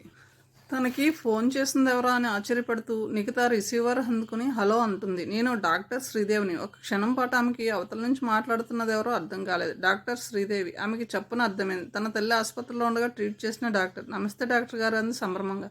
ఆ టైంలో ఆమె తనకి ఎందుకు ఫోన్ చేయవలసి వచ్చిందో నిఖితకి అర్థం కాలేదు. నీ ఫోన్ నెంబర్ పట్టుకోవడం చాలా కష్టమైంది, ఎంక్వైరీలు చేయవలసి వచ్చింది. విషయం ఏమిటి డాక్టర్ గారు? నువ్వు ఒకసారి శ్రమను కోకుండా ఇక్కడికి రాగలవా మా నర్సింగ్ హోమ్కి? ఎందుకు అని అడగబోయి బాగోదని చెప్పి అలాగే అని పెట్టేసి బయలుదేరింది నిఖిత. డాక్టర్ గారు అంత అర్జెంటుగా తనని ఎందుకు రమ్మన్నారో ఆమెకు అర్థం కాలేదు. నిఖిత నర్సింగ్ హోమ్ చేరుకునేసరికి సాయంత్రం 4 అయింది. నర్స్ ఆమెని లోపలికి తీసుకెళ్ళింది. డాక్టర్ శ్రీదేవి నిఖితని చూసి ఐఎమ్ సారీ, అనవసరంగా కంగారు పెట్టి రమ్మన్నట్టున్నాను. విషయం ఏమిటి డాక్టర్? కొంచెం తటపటాయించింది. ఈరోజు మా మార్నింగ్ వాక్లో పొద్దునే జూ పార్క్కి వెళ్ళాం అందరం. తుప్పల వెనుక ఒక అమ్మాయి పడిపోయింది. వెంటనే తను ఆత్మహత్య చేసుకోవడానికి ఏదో డాక్టర్ని కదా, అక్కడే ప్రథమ చికిత్స చేసి తీసుకొచ్చాను. మామూలుగా అయితే ఇలాంటివి పోలీసులకు ఫోన్ చేయాలి, కానీ ఆమె ఏం చెప్తుందో నిఖితకి అర్థం అవ్వలేదు. ఎవరా అమ్మాయి అని అడిగింది. అదే నాకు సరిగ్గా తెలియదు, కానీ పోలికలు చూస్తుంటే ఒకప్పుడు నీతో పాటు మీ అమ్మగారిని చూడడానికి వచ్చిన అమ్మాయిలా తోచింది. అందుకే ఈ విషయం పోలీసుల వరకు వెళ్లకుండా నీకు ఫోన్ చేశాను. ఒకవేళ నా అనుమానం పొరపాటు అయితే మాత్రం నన్ను క్షమించు అంది. నిఖిత వినటం లేదు. అమ్మాయి మొట్టమొదటి అనుమానం దాత్రి మీదకు వెళ్ళింది. కానీ దాత్రి ఇలా చేస్తుందా? తను ఒకసారి అమ్మాయిని ఆత్మహత్య ప్రయత్నం నుంచి రక్షించిన తర్వాత అమ్మాయి కొద్ది కొద్దిగా ధైర్యం పొందుతున్నట్టే కనపడింది. మళ్ళీ ఆత్మహత్య చేసుకోవాల్సిన అవసరం ఏముంది? ఆలోచిస్తూ డాక్టర్తో పాటు లోపలికి నడిచిన నిఖిత బెడ్ మీద ఉన్న అమ్మాయిని చూసి షాక్ తగిలినట్టు నిలబడిపోయింది. మంచం మీద నిస్త్రాణంగా పడి ఉంది మహతి. మనసు విప్పి అన్నీ నీతో చెప్పుకోవాలని అనిపించింది నీకు, కానీ అసలే సమస్యలతో సతమతమై ఇప్పుడిప్పుడే కోలుకుంటున్నాను. నా సమస్యలు కూడా చెప్పి మరింత మనస్తాపం కలిగించలేకపోయాను. అయినా ఎవరు మాత్రం చేసేదేముంది? చావు తప్ప మరో పరిష్కారం లేని సమస్య నాది అంది మహతి. నీతో మాట్లాడలేదు. ప్రతి సమస్యకి చావే పరిష్కారం. వ్యక్తులు తన చుట్టూ చాలామంది ఉండడంతో ఆ సమాధానం విలువ ఏమాత్రం ఉండదని ఆమెకి అనుభవం చెప్పింది. మహతి కొంచెం కోలుకోగానే నర్సింగ్ హోమ్ నుంచి ఇంటికి తీసుకొచ్చేసింది నిఖిత. ఈ విషయం పోలీసులకు చెప్పకుండా సహాయపడినందుకు డాక్టర్ శ్రీదేవి కృతజ్ఞతలు చెప్పింది. ఏమైంది మహతి అని అడగ్గా, తాళి కట్టినంత మాత్రాన అందరూ పెళ్లితో మగవాళ్ళకు వచ్చేది భార్య కాదు బానిస అని అనుకుంటారు. ఒక యువరానిలా కట్నంతో లాంఛనాలతో రావాలి. ఆ తర్వాత హక్కు అనేది లేకుండా బాధ్యతలన్నీ నెత్తిన వేసుకుని పని మనిషిలాగా రోజులు గడపాలి. పెద్దవాడైన మామగారి దగ్గర నుంచి చిన్నవాడైన మరిది వరకు ఎవరు ఎన్ని రకాలుగా అవమానపరిచినా చిరునవ్వుతో సహించాలి. మహతి మహాభారతంలో స్త్రీ పర్వం చెప్పినట్టు చెప్పుకుపోతుంది. అత్తగారు లేరు కదా అని సంతోషపడ్డాను, కానీ మామగారికి రెండో పెళ్లి జరిగిందని, ఆమె అత్తగారి స్థానంలో అధికారం చలాయిస్తుందని అనుకోలేదు. అసలేం జరిగింది మహతి అని అడిగింది నిఖిత. మహతి మొత్తం జరిగిందంతా చెప్పుకుంటూ వచ్చింది. పెళ్ళైన దగ్గర నుంచి తను పడిన కష్టాలు బాధలు అన్నీ వివరంగా చెప్పింది. భర్త అన్న పదానికి అతడికి అర్థం తెలియదు. శారీరకంగా నన్ను కలవటానికి వచ్చినప్పుడు తప్ప మిగతా వేళలో అసలు అతను మగవాడేనా అన్న అనుమానం వస్తుంటుంది నాకు. రహస్యంగా ఇంటింట్లోకో బాత్రూంలోకో లాక్కెళ్ళి ఆ అవసరం తీర్చుకుని తమ పెద్దవాళ్లకు తెలియదులే అని తృప్తిపడే నపుంసకుడు నా భర్త. తన వాళ్ళను సంతోషపెట్టడానికి నన్ను హింసించడానికి కూడా వెనుదీయుడు. నిఖిత వినడం లేదు. ఆమెకి ఒకటే అనుమానం. ఆ అనుమానాన్ని సిన్సియర్గా అడిగింది. ఒక్క ప్రశ్నకి సమాధానం చెప్పు మహతి. జులాజికల్ పార్కులో ఎవరికీ తెలియకుండా అనామకంగా చచ్చిపోదాం అనుకున్నావు. చచ్చిపోయావే అనుకో, ఆ క్షణం నుంచి నీకు జీవితం అంటూ ఏమీ ఉండదు. అటువంటప్పుడు నువ్వు భగవంతుడు ఇచ్చిన ఈ జీవితాన్ని ఉపయోగించుకుని ఏదో ఒక రకంగా వాళ్ళకి బుద్ధి చెప్పే ప్రయత్నం చేయొచ్చుగా. కానీ అంటూ మహతి ఏదో చెప్పబోయింది. ఆగు, నన్ను పూర్తిగా చెప్పని. ఆ ప్రయత్నంలో ఓడిపోయావు అనుకో, అప్పుడు కావాలంటే చచ్చిపోవచ్చు. నేను చెప్పేది ఏమిటంటే, ఏ ప్రయత్నం చేయకుండా నువ్వు తిరిగి నీ జీవితాన్ని భగవంతుడికి ఎందుకు ఇచ్చేయాలనుకున్నావు? మహతి మాట్లాడలేదు. ఆ ప్రశ్న ఆమెకి అర్థమైందో లేదో కూడా తెలియదు. నిఖిత అంది, మనం ఇలా అజ్ఞానంలో ఉండబట్టే చాలామంది మనతో ఆటలాడగలుగుతున్నారు మహతి. నువ్వు నీ కష్టాల్లోంచి బయటపడడానికి కొద్దిగా కూడా ప్రయత్నం చేయలేదు. ఓడిపోయావా గెలిచావా అన్నది వేరు సంగతి. అసలు ప్రయత్నం చేయలేదు. అది అక్కడ కావాల్సింది. నేను ఏం చేసి ఉండాల్సింది? ఈ రోజుల్లో స్త్రీల హక్కులను పరిరక్షించే విభాగం ప్రభుత్వం కల్పించింది. అంత చిన్న విషయం కూడా నీకు తెలీదా? అసలు అలాంటి డిపార్ట్మెంట్ ఉన్నట్టే నాకు తెలియదు. ఏం చేస్తారు వాళ్ళు? ఆశ్చర్యంగా అడిగింది మహతి. పోలీస్ డిపార్ట్మెంట్కి సంబంధించిందే ఇది కూడా. కంట్రోల్ రూమ్లోనే ఉంటుంది. అది కాక రాష్ట్రం అంతటా బ్రాంచి ఆఫీసులు ఉన్నాయి. వాళ్ళు చేసేది స్త్రీల హక్కుల్ని పరిరక్షించడం. స్త్రీల పట్ల అత్యాచారాలు ఎక్కువైపోతున్న ఈ రోజుల్లో మన హక్కుల్ని మనకి తెలియజేస్తుంది. మహతి, నీకు పెళ్ళయింది. నీ భర్త దగ్గర ఉండి అతడి ఆదాయంలో భాగం పంచుకునే హక్కు నీకుంది. అంతేకాదు, నీ తండ్రి నీకు ఇచ్చిన 5 లక్షల కట్నం పైన ఇతర కానుకలపైన కూడా నీకు హక్కు ఉంది. అంతేకాని నీ భర్తకు కానీ అత్తమామలకు కానీ దాని మీద ఏ అధికారం లేదు. కానీ నేను నా హక్కుల కోసం పోరాడితే వాళ్ళు నన్ను ఇంట్లో ఉంచరు, బయటకు గెంటేస్తారు. సమాజం అంతా నీచాతి నీచకంగా చూస్తుంది నన్ను. ఇప్పుడు మాత్రం అంతకన్నా ఏం సంతోషం అనుభవిస్తున్నావు? నువ్వు చచ్చిపోవాలి అనుకునేంత స్థాయికి నువ్వు నిరాశపడ్డావు అంటే జీవితంలో అన్నీ కోల్పోయావు అన్నమాటేగా. అన్నీ కోల్పోయానన్న నిర్ణయానికి వచ్చే ముందు మన హక్కుల కోసం కొద్దిగా పోరాడడం తప్పు లేదుగా. ఏం చేయమంటావు? నిన్ను మానసికంగా హింసించారనడానికి సరైన ఆధారాలు ఉన్నాయి. దాంతో వాళ్ళందరికీ సులభంగా శిక్ష పడేటట్టు చేయవచ్చు. దానివల్ల నాకేంటి లాభం? ఏమో, ఎవరు చెప్పొచ్చారు తమకు శిక్ష పడుతుందేమోనన్న భయం వాళ్ళలో పరివర్తన తీసుకురావచ్చుగా. చిన్న చిన్న సంఘటనలతో మనసులు మారడం అనేది కథల్లోనూ సినిమాల్లోనూ మాత్రమే సాధ్యం మహతి. నిజ జీవితంలో అలాంటి మార్పు రావాలంటే మన చేతుల్లో కూడా ఆయుధం ఉందన్న విషయం వాళ్ళకి తెలియాలి. నేను నిన్ను కాటు వేయని చెప్పడం లేదు, కానీ బుసకెట్టి భయపెట్టే పాము కథ నీకు తెలుసుగా. అలా భయపెట్టి చూడు. నువ్వు చెప్పిన కథ ప్రకారం నీ భర్త మంచివాడేనని కేవలం తల్లిదండ్రులకు భయపడి వాళ్ళ అభిమానం సంపాదించడం కోసం నిన్ను హింసిస్తున్నాడు అనిపిస్తుంది. వాళ్ళిద్దరి నుంచి నీ భర్తని వేరు చేయగలిగితే కొంతవరకు సమస్య సానుకూల పడవచ్చు. అది జరగలేదనుకో, నీ జీవితం ఏదో నువ్వు బ్రతకొచ్చు. నీ సమస్య వేరు, మా సమస్య వేరు. నిన్ను ఆదుకోవడానికి నీ వెనక కట్నం డబ్బు ఉంది కాబట్టి ఒకసారి ప్రయత్నం చేసి చూద్దాం, ఒప్పుకుంటావా? సరే అంది మహతి. కానీ అమ్మాయి స్వరంలో ఏమాత్రం ఆశ కనపడలేదు. Women's right protection cell inspector Rajyalakshmi Mahathi కథంతా విన్నది. నిఖిత అందించిన పేపర్లు పరిశీలించి, గుడ్, ఈ అమ్మాయి ఆత్మహత్య చేసుకోబోయిందని, పరిస్థితులు దానికి దారి తీసేంతగా హింసించబడిందని డాక్టర్ దగ్గర సర్టిఫికేట్ తీసుకుందాం. శారీరకపరమైన రుజువులు ఎలాగూ ఉండనే ఉన్నాయి. కేసు పటిష్టంగా ఉంది అంది.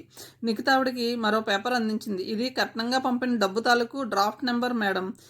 ఇందులో మార్వాడి పేరు ఉందని అనుమానించకండి. రామ్లాల్ జైన్ అనేవాడు అసలు ఎవడూ లేడని నా అనుమానం. ఈ అకౌంట్ నెంబర్ పరిశీలిస్తే బొంబాయిలో చాలా విషయాలు బయటపడవచ్చు. పెళ్లి జరుగుతున్నప్పుడే ఇవన్నీ తెలుసుకుని నోట్ చేసి పెట్టుకోవాలి అన్న ఆలోచన మీకెలా వచ్చింది అని అడిగింది ఇన్స్పెక్టర్ ఆశ్చర్యంగా. అవసరం అనిపించింది. ఈ అమ్మాయి విషయమే కాదు, ఇలాంటి చిన్న చిన్న విషయాలు ఆడపిల్లలు వాళ్ళ తల్లిదండ్రులు కూడా నోట్ చేసి పెట్టుకోవడం మంచిదని నా ఉద్దేశం.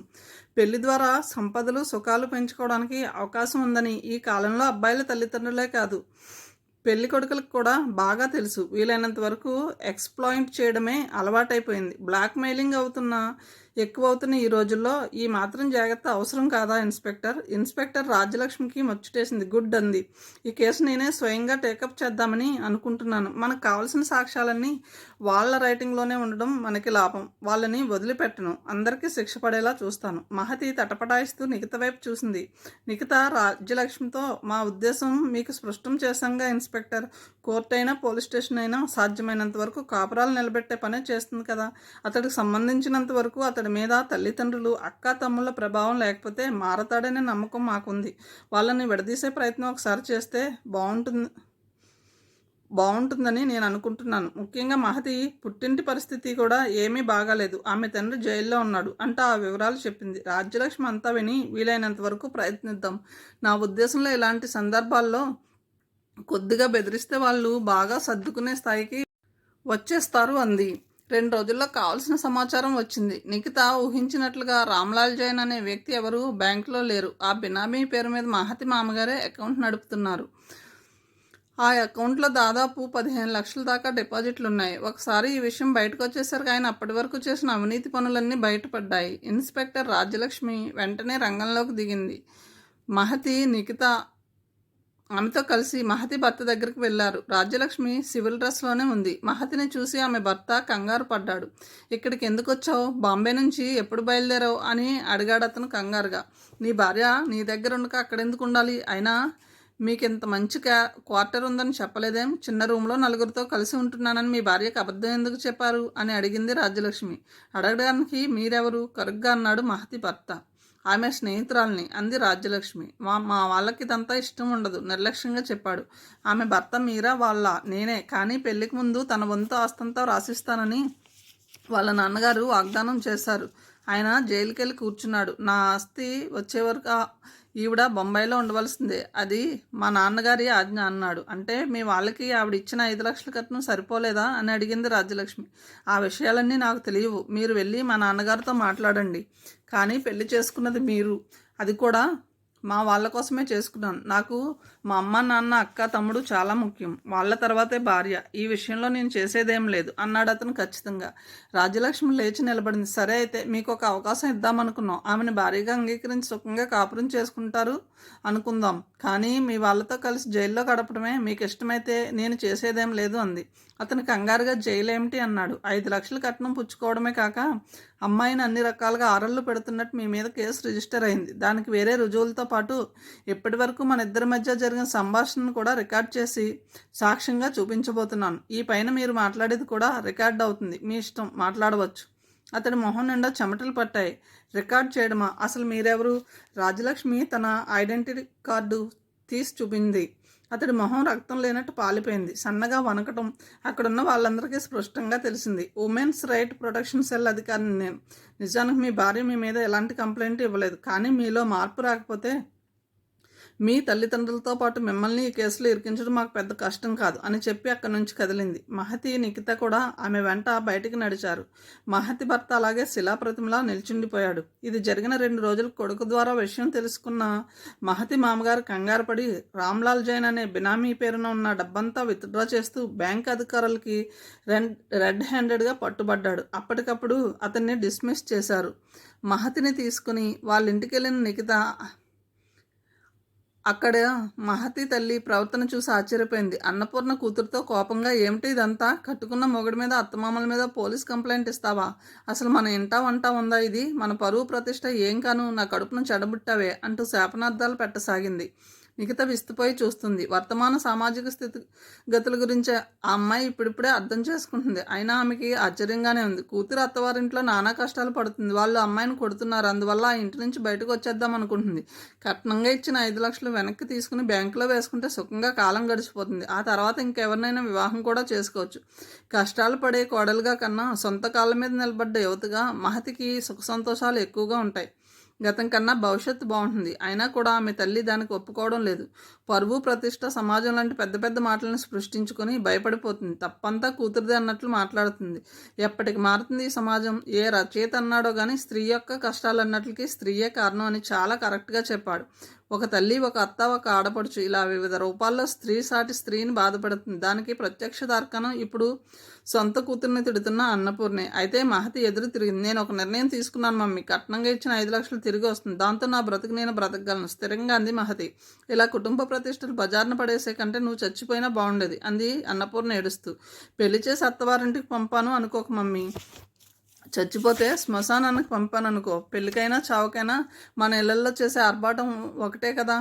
నిఖిత ప్రేక్షకురాలుగా విభ్రాంతితో చూస్తుంది. మహతిలో ఇంత ధైర్యం ఎక్కడి నుంచి వచ్చిందో ఆమెకు అర్థం కాలేదు. చాలా సంతోషం వేసింది. నీ వెనుక ఒక ప్రొటెక్షన్ సెల్, న్యాయం, చట్టాలు ఉన్నాయని చెప్పేసరికి ఈ అమ్మాయిలో ఎంత ధైర్యం వచ్చింది. ఈ అవగాహన అందరి స్త్రీల్లోనూ కలిగితే ఎంత బాగుండు అనుకుంది నిఖిత. మీ నాన్నగారు చూస్తే జైల్లో ఉన్నారు. నువ్వేమో అత్తవారి మీద కేసు వేశావు. ఆ సుకుమార్ ఇల్లు పట్టకుండా తిరుగుతున్నాడు. ఇంక నాకు దారేముంది ఈ సన్యాసుల్లోనూ కలిసిపోవడం తప్ప అంది అన్నపూర్ణ మరింత పెద్దగా రోధిస్తూ. చూడు మమ్మీ, సమస్యల ఒత్తిడికే మనిషిలో అసలు రూపు బయటపడుతుంది. ఎదుగుదల మొదలవుతుంది. ఇన్నాళ్ళు నేను జీవితాన్ని చాలా సులభంగా తీసుకున్నాను. చీరలు, నగలు, పెళ్లి, స్టేటస్ ఇవన్నీ విజయాలుగా భావించాను. కానీ అసలు కష్టమేంటో తెలిసాక జీవితం అంటే ఏంటో నాకు అర్థమైంది. నేను మిమ్మల్ని ఇంకేమాత్రం కష్టపట్టదలుచుకోలేదమ్మా. ఒంటరిగా బ్రతుకుతాను అని నిఖిత వైపు తిరిగి పద నిక్కి వెళ్దామంది. నిఖిత మహతిని తీసుకుని బయటకు వచ్చేసింది. వెనకాల నుంచి అన్నపూర్ణ రోదనలు వినపడుతూనే ఉన్నాయి. మహత్తో కలిసి ఇంటికి వస్తూ నిఖిత అంది, నువ్వు తొందరపడ్డావేమో మహతి. మీ అమ్మని ఎలాగైనా ఒప్పించి కొంతకాలం పాటు అక్కడే ఉండడం మంచిదేమో. ఆలోచించు. లాభం లేదు నిక్కి. తను వినదు. వీలైతే జైలుకి వెళ్ళి నాన్నగారిని కలుసుకుంటాను. ఆయన్ని కన్విన్స్ చేయడం కొంతవరకు సులభం అవ్వచ్చు అంది మహతి ఇక తన నిర్ణయంలో ఏ మార్పు లేనట్టు. సుకుమార్ సంగతి ఏమిటి అని అడిగింది నిఖిత. మహతి గాఢంగా విశ్వసించింది. ఆడవాళ్ళలో చెడిపోవడం అంటే బాయ్ ఫ్రెండ్స్ని ఏర్పరచుకోవడం, ఆకర్షణని ప్రేమనుకోవడం, అభద్రతా భావాన్ని కప్పిపుచ్చుకోవడం కోసం ఎవరో ఒకరు ప్రేమలో పడడం, అబార్షన్లు ఇవన్నీ పరిణామాలు అయితే అయి ఉండొచ్చు. కానీ మగవాడు చెడిపోతే ఎలా తయారవుతాడో చెప్పడానికి మా సుకుమార్ ఒక సజీవ ఉదాహరణకి. అతనికి అసలు వ్యక్తిత్వమే పూర్తిగా రూపొందలేదు. జీవితాన్ని చాలా సులభంగా తీసుకోవడం, స్నేహితులు పనిచేయకపోవడం మొదలైన రోగాలన్నీ అతనికి అలవాడ్డాయి. క్యాన్సర్లు, టీబీ కన్నా పెద్ద రోగాలు ఇవి. ఎందుకు పనికి రాకుండా పోవడం. ఒకసారి యువకుడికి ఏ రోగం వచ్చిందంటే అందులోంచి బయటపడడం చాలా కష్టం. ఈ ఆకర్షణ వైరస్ కన్నా భయంకరమైంది. ప్రస్తుతం సుకుమార్ అలాంటి జాడ్యంలోనే ఉన్నాడు. నిఖిత విప్పారితమైన కళ్ళతో మహతిని చూసింది. ఒకప్పుడు పట్టు చీర కట్టుకుని ఒంటి నిండా నగలు పెట్టుకుని తన దగ్గరకు వచ్చి పెళ్లి కబుర్లు చెప్పిన అమ్మాయినే ఈమె అన్న అనుమానం కలిగింది నిఖితకి. పరిస్థితులు గీటరాయి లాంటివి. జాగ్రత్తగా ఉపయోగించుకోగలిగితే అవే జీవితాన్ని సానపెట్టి వజ్రంలా తయారు చేస్తాయి. ప్రస్తుతం మహతి ఆ రకంగానే ఎదిగిపోయినట్టు అనిపించింది. బయట కారాగిన చప్పుడు వినిపించి వెళ్ళి తలుపు తీసింది వరూధిని. ఫామ్ హౌస్ ఆమె పేరున రిజిస్టర్ అయిన తర్వాత ఆమె ప్రభాత్ కుమార్ని తరచూ అక్కడే కలుసుకునేది. ఆమె వివాహ విషయంలో తల్లి తండ్రి ఏం కల్పించుకోలేదు. ఓ రకంగా సంతోషించారు కూడా. రుక్మిణి కృష్ణమూర్తులకు తమ సంతానం పట్ల గొప్ప నమ్మకం. ప్రీతం డ్రగ్స్కి అలవాటు పడినట్లు వారికి తెలియదు. ఒకవేళ తెలిసినా కూడా అదేదో పెద్ద క్వాలిఫికేషన్ లాగా భావించే స్థితిలో ఉన్నారా తల్లిదండ్రులు. ప్రీతం ఇటీవల కాలంలో ఏదో వ్యాపారంలో బాగా డబ్బు సంపాదిస్తున్నాడని తెలిసి కృష్ణమూర్తి చాలా సంతోషించాడు. అయితే కొడుకు ఏ వ్యాపారం చేస్తున్నాడని వాకప్ చేసేటంత బాధ్యత కూడా అతను తీసుకోలేదు. ప్రీతం కోరుకున్న రోజున ఆ కాలనీలో అందరికీ పార్టీ ఇచ్చింది రుక్మిణి. వరూధినికి రహస్య వివాహం జరిగిన జరిగినట్టు అందరికీ తెలిసినా ఎవరూ ఆ విషయం ఆ కుటుంబం ముందు వెల్లడించలేదు. లోపలే చెవులు కొరుక్కున్నారు. వరుదిని మాత్రం ఇవేం పట్టనట్టు ప్రభాత్ కుమార్తో లైఫ్ ఎంజాయ్ చేయసాగింది. కానీ కాలం ఎప్పుడు అనుకున్నట్టే సాగదు. ఒక అనుకోని మలుపుకి మొదటి ప్రారంభమే ఆ రోజు అలా తలుపు చప్పుడవడం. వరూధిని తలుపు తీసేసరికి ఎదురుగా భర్త లేడు. సందీప్ ఉన్నాడు. నువ్వా, ఎందుకొచ్చావు? కోపంగా అరిచింది వరూధిని. కానీ సందీప్ అప్పటికే లోపలికి దూసుకువచ్చాడు. సందీప్, ఏమిటి దౌర్జన్యం? ప్రభాత్ వచ్చే వేలైంది, బయటకు నడు, లేకపోతే ఏం జరుగుతుందో నీకు తెలీదు అంది తర్జనతో బెదిరిస్తూ. మీ ఆయన ఇప్పుడే రాడు, ఇప్పుడే పార్టీలో కూర్చున్నాడు. నేను అక్కడి నుంచే వస్తున్నాను. ప్లీజ్ వరుద్ని, ఒక్క అవకాశం నాకు ఇవ్వు, లేకపోతే పిచ్చివాడిని అయిపోతాను దీనంగా అన్నాడు. మర్యాదగా వెళ్తావా, పోలీసులకు ఫోన్ చేయమంటావా అని ఫోన్ వైపు నడిచింది. అతడు వెనక నుంచి వచ్చి గట్టిగా కౌగిలించుకున్నాడు. వరుదిని, ప్లీజ్ ఒక్క అరగంటలో వెళ్ళిపోతాను. మూడో కంటికి తెలియదు, ఇంకెప్పుడు నిన్ను కలవను, నన్ను కరుణించు అన్నాడు అభ్యర్థనగా. వరుదిని అతన్ని విసురుగా తోసేసి ఎదురుగా ఉన్న డ్రాయర్ సరుకులోంచి రివాల్వర్ తీసింది. సందీప్ కంగారుగా లేచి నిలబడ్డాడు. వెళ్ళు అంది కటువుగా. ఇదే నీ చివరి నిర్ణయమా అడిగాడు అతను. ఈసారి అతడి మొహంలో అభ్యర్థన బాధ లేదు. అతడు కూడా ఒక నిర్ణయానికి వచ్చినట్లు అన్నాడు. అవును, ఇంకెప్పుడు మా ఇంటికి రాకు. ఆమె స్వరంలో తీవ్రత ధ్వనించింది. అతడు ఆమెని ఒక్క క్షణం కన్నార్పకుండా చూశాడు. చివరిసారిగా ఆలోచించుకోవరుదిని, గెట్అవుట్ ఆమె అంది. సందీప్ వెనుతిరిగి వెళ్ళిపోయాడు. వరుదిని తేలిగ్గా శ్వాస పీల్చుకుంది. అయితే ఆ సంఘటన అంత తేలిగ్గా ముగియబోవడం లేదని ఆమెకు తెలియదు. అరగంట కాకుండానే వచ్చేశాడు ప్రభాత్ కుమార్. ఆమె తమకంగా వెళ్ళి అతన్ని కౌగిలించుకుంది. మామూలుగా అయితే అతడు ఆమెని అలాగే ఎత్తుకుని పడక గదిలోకి వెళ్తాడు. కానీ అప్పుడు అతను నిర్లిప్తంగా ఉన్నాడు. ఆమెకు అనుమానం వచ్చింది. ఏం జరిగింది డియర్, అలా ఉన్నావేం అంది అతడి గుండెల మీద ముద్దు పెట్టుకుంటూ. నువ్వెంత మంచి నటివా అని ఆలోచిస్తున్నాను. వరుదిని ఉలిక్కిపడింది. దూరంగా జరిగి, ఏమిటి నువ్వు మాట్లాడేది, నేను నటించడం ఏమిటి అయోమయంగా అడిగింది. సందీప్ నీ గురించి మొత్తం అంతా నాకు చెప్పాడు నెమ్మదిగా అన్నాడు ప్రభాత్. భూమి గిర్రున తిరుగుతున్నట్లు అనిపించింది వరుదినికి. ఏం చెప్పాడు? అన్ని అబద్ధాలు చెప్పుంటాడు అతడు నా గురించి. ఆమె మాటలు ఇంకా పూర్తి కాలేదు. ప్రభాత్ కుమార్ జేబులోంచి 2 ఉత్తరాలు, ఒక క్యాసెట్ తీసి ఆమె మొహం మీదకి విసిరి కొట్టాడు. క్యాసెట్ పెద్ద చప్పుడు చేస్తూ నేల మీద పడింది. ఆమె దిగ్భ్రాంతి రాలై చూసింది. ఆ ఉత్తరాల్లో ఏం రాసి ఉందో చూడవలసిన అవసరం ఆమెకు కలగలేదు. క్యాసెట్ని చూడగానే ఆమెకి అదేమిటో అర్థమైంది. తను సుభాష్తో నిరాహార దీక్ష శిబిరం వెనక మాట్లాడిన మాటల క్యాసెట్ అదని. ఆ 2 ఉత్తరాలు తను సందీప్కి రాసినవని ఆమెకు అర్థమైపోయింది. తన తరపు నుంచి ఏ వాదన లేని ముద్దాయి ఎలా నిర్వీర్యుడవుతాడో ఆమె అలా అయిపోయింది. కళ్ళప్పగించి ప్రభాత్ వైపు చూస్తూ ఉండిపోయింది. మనసులో మాత్రం సాగర కెరటాలు కొండని ఢీక్కొంటున్న అలజడి. వెళ్తూ వెళ్తూ సందీప్ అన్న మాటలు అర్థం ఆమెకిప్పుడు బోధపడింది. కానీ అప్పటికే చేతులు పూర్తిగా కాలిపోయాయి. పట్టుకోవడానికి కనీసం ఆకులు కూడా దొరకటం లేదు. వెళ్ళు అన్నాడు ప్రభాత్ కుమార్ కటువుగా. అతడు తనని శాశ్వతంగా వెళ్ళిపోమన్నాడని అర్థం చేసుకోలేనంత అమాయకురాలు కాదు. చటుక్కున ముందుకు అడుగు వేసి, నువ్వు చాలా ఆవేశంతో మాట్లాడుతున్నావు ప్రభాత్, నేను లేకుండా నువ్వు ఉండలేవని నాకు తెలుసు అంటూ అతని చేతుల్ని తన చేతుల్లోకి తీసుకోబోయింది. నన్నొదులు, యూ బిచ్ అంటూ అతడు ఆమెను దూరంగా తోసేశాడు. వరుదినికి స్పృహ తప్పుతున్నట్లు అనిపించింది. Bitch bitch. ఆమె మొహం అవమానంతో ఎర్రబడింది. ఏం ఇంకా ఉన్నావేం, వెళ్ళు, గెట్అవుట్ అని అరిచాడు. ఆమె కదలలేదు.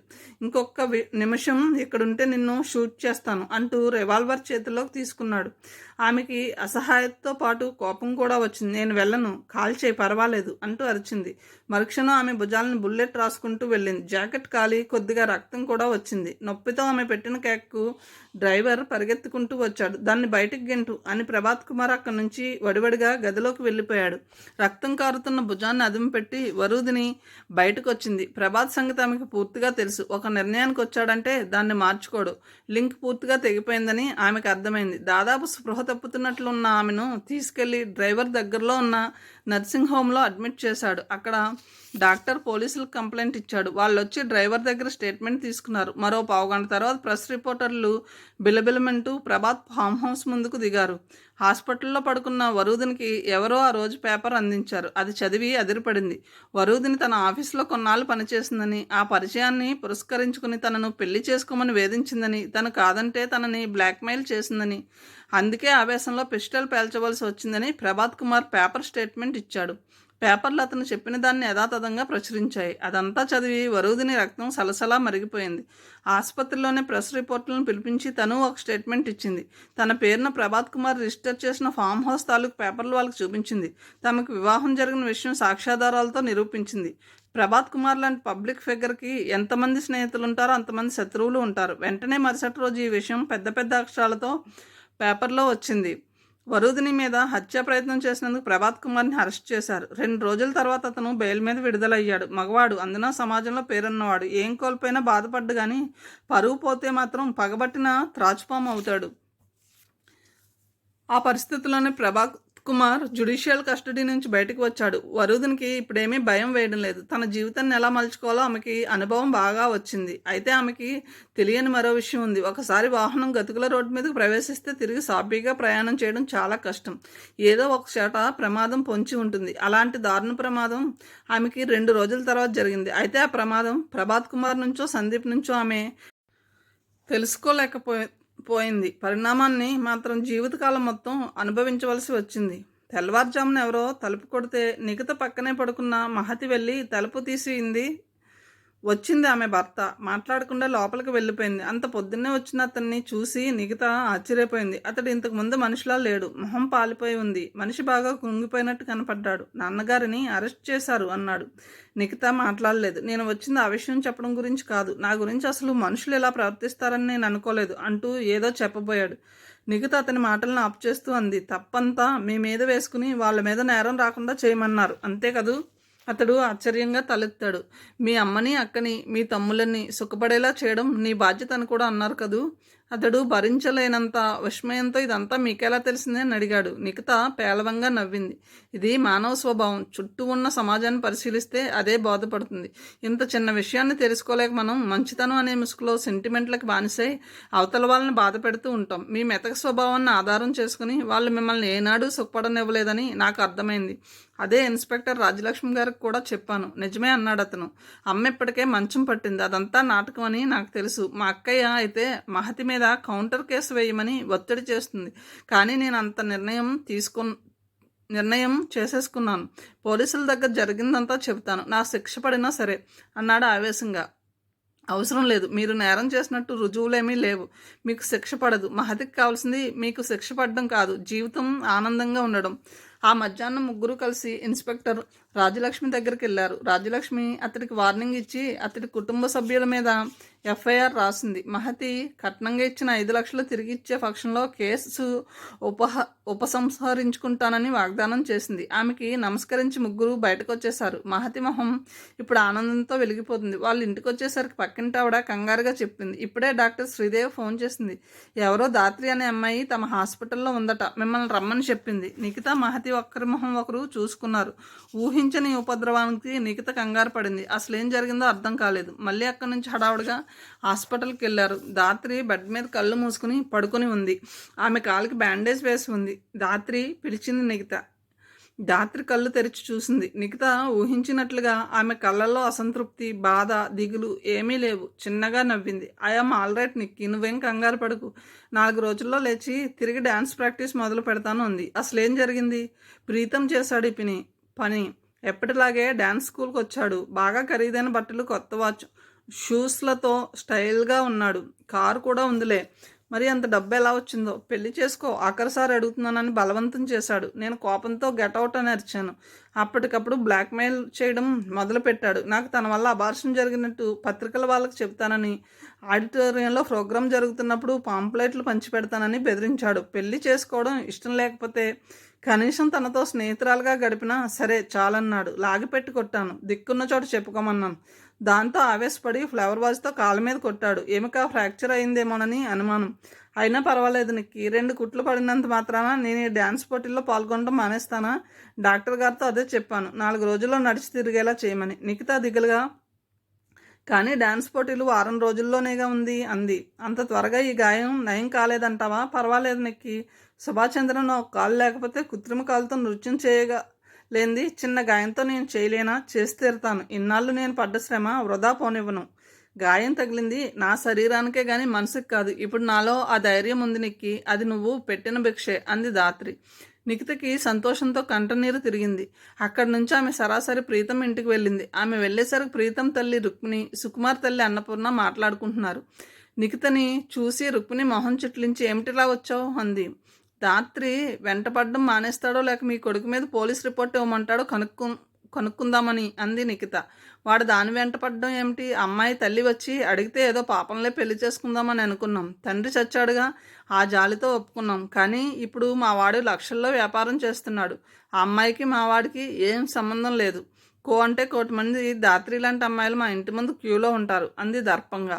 అలా ఊహించుకుని మీరు సంతృప్తి పడితే నాకేం అభ్యంతరం లేదు. కానీ మీ కొడుకు ప్రీతం దాత్రి చుట్టూ తిరుగుతున్నాడు. దాత్రి కాలు విరగ్గొట్టాడు కూడా. అందుకే వార్నింగ్ ఇవ్వడానికి వచ్చాను అంది నిఖిత.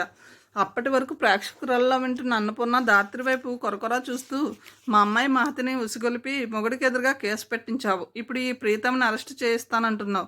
మహాతల్లి, నువ్వు మా కాలనీలోంచి వెళ్ళిపోతే చాలా సంతోషిస్తాం అంది చేతులు జోడించి నమస్కరిస్తూ వెటకారంగా. మీ కాలనీలో ప్రస్తుతం నేను ఉండడం లేదండి. మా ఇల్లు ఎప్పుడో అమ్మేశాం. మీకు తెలియనిదేముంది? నేను ఇప్పుడు వచ్చింది కాలనీ గురించి మాట్లాడడానికి కాదు, మీ కొడుకుల గురించి మాట్లాడడానికి. మా కొడుకుల గురించి నువ్వేం చెప్పక్కర్లేదు. మీకన్నా వాళ్ళు బాగానే ఉన్నారు. మహతిలాగా భర్త మీద కేసు పెట్టలేదు. దాత్రిలాగా అబార్షన్ చేయించుకోలేదు. నీలాగా రోడ్లెక్కి ఊరేగడం లేదు అంది రుక్మిణి మరింత వెటకారంగా. అదే సమయానికి అక్కడికి ఒక పోలీస్ జీప్ వచ్చి ఆగింది. అందులో నుంచి ఇన్స్పెక్టర్ దిగి లోపలికి వచ్చాడు. ప్రీతం ఇల్లు ఇదేనా అని అడిగాడు. అన్నపూర్ణ రుక్మిణి ఒకరినొకరు చూసుకున్నారు. రుక్మిణి భయంగా అవును ఎందుకు అని అడిగింది. ప్రీతంని అరెస్ట్ చేశాం. అతను డ్రగ్ ట్రాఫికింగ్ చేస్తున్నాడు. పిడుగులా వినపడింది ఆ వార్త. రుక్మిణి వెక్కి వెక్కి ఆడవడం మొదలుపెట్టింది. ఇదే కాలంలో సుకుమార్ అని ఇంకొక కుర్రవాడున్నాడు కదూ. అన్నపూర్ణ ఒకసారి ఉలిక్కిపడి అవును మా అబ్బాయి, ఏం జరిగింది అని అడిగింది. ప్రీతం వ్యాపారానికి కావాల్సిన డబ్బంతా అతనే పెట్టుబడి పెట్టాడట. ప్రీతం పోలీస్ స్టేషన్లో ఆ విషయం ఒప్పుకున్నాడు. అసంభవం గట్టిగా అరిచింది అన్నపూర్ణ. సుకుమార్కి అంత డబ్బు ఎక్కడిది? ప్రీతంకి అంత డబ్బు ఎలా అని ఏదో చెప్పబోతే ఆగిపోయింది. ఆమెకి అకస్మాత్తుగా ఏదో గుర్తొచ్చినట్టు అనిపించింది. పెద్ద ఎత్తున ప్రారంభించబోతున్నానని, దానికి పెట్టుబడి కావాలని తనని తన భర్తని సుకుమార్ అడగడం గుర్తొచ్చింది. కొడుకు ప్రయోజకుడు అవుతాడన్న సంతోషంతో ఏం వ్యాపారం ఏమిటో లోతుగా ఆరాలు తీయలేదు. చేతి నిండా డబ్బు సంపాదించడంతో లాభాలు వస్తున్నాయేమోనని సంతోషించారా తల్లిదండ్రులు. ఇప్పుడు విషయం అర్థమై ఆమె అవాక్కైంది. అలాగే స్పృహ తప్పి వెనక్కి వాలిపోయింది. జరుగుతున్నదంతా ఒక ప్రేక్షకురాలిలాగా నిఖిత చూస్తుంది. చాలా కాలం క్రితం అన్నపూర్ణ అన్న మాటలు అమ్మాయికి గుర్తొచ్చాయి. వాడు అలాంటి వాడు కాదు. చెక్కు సంతకం పెట్టించి ఎంత తెమ్మంటే అంత తెస్తాడు. చాలా అమాయకుడు. మన పిల్లల మీద మనకి నమ్మకం ఉండడం సహజమే, కానీ స్నేహబంధం ప్రభావం వాళ్ళని క్షణాల్లో మార్చేస్తుంది. చుట్టూ ఉన్న గ్లామర్ ప్రపంచంలో తాము నిరర్ధకంగా బ్రతుకుతున్నాం అన్న ఆలోచన ఒకసారి ఆ పిల్లలకు కలిగిందంటే ఆ రంగుల ప్రపంచం వైపు క్షణాల్లో దూసుకుపోతారు అంది. అప్పుడు ఆ రోజు నిఖిత. అదే నిజమైంది. చదువు కోసం అతడి అకౌంట్లో వేసిన ₹1,00,000 తల్లి అకౌంట్లోంచి 50,000, అంతేకాక జాయింట్గా ఉన్న ఫిక్స్డ్ డిపాజిట్లు కూడా క్యాన్సిల్ చేసి మరో 1,00,000 తీసుకున్నాడు సుకుమార్. గత కొద్ది నెలలుగా డబ్బంతా ప్రీతంకి అర్పించాడు. 6 నెలల్లో 1,00,000ని 10,00,000 చేస్తాను ప్రీతం చూపించిన ఆశల సౌధంలోకి కళ్ళు మూసుకుని ప్రవేశించాడు. ఇప్పుడు ఆ సౌధం కూలిపోయి దాని కిందే సమాధి కావడానికి సిద్ధంగా ఉన్నాడు. వ్యక్తిత్వం లేకపోవడం వల్ల వచ్చిన పరిణామం ఇది. నిఖిత కళ్ళ ముందు ఒక అద్భుత దృశ్యం కదలాడుతుంది. కలో నిజమో అర్థం కాని స్థితిలో ఎదురుగా స్టేజ్ మీద నృత్యం చేస్తున్న దాత్రిని చూస్తుంది. 2 నెలల క్రితం తన దగ్గరికి ఆశ్రయం కోసం బేలగా వచ్చిన అమ్మాయి ఈ దాత్రేనన్న అనుమానం కలుగుతుంది. 2 చేతులతో వెలుగుతున్న కొవ్వొత్తులతో తల మీద నీళ్లు నిండిన చెంబు బ్యాలెన్స్ చేస్తూ పల్లె అంచు మీద నిలబడి నృత్యం చేస్తుంది దాత్రి. నారాయణ తిద్దుల వారి కృష్ణలీలా తరంగిణి నుంచి నీలమేఘ శరీర అన్న గీతానికి ఆమె అభినయం అద్భుతంగా ఉంది.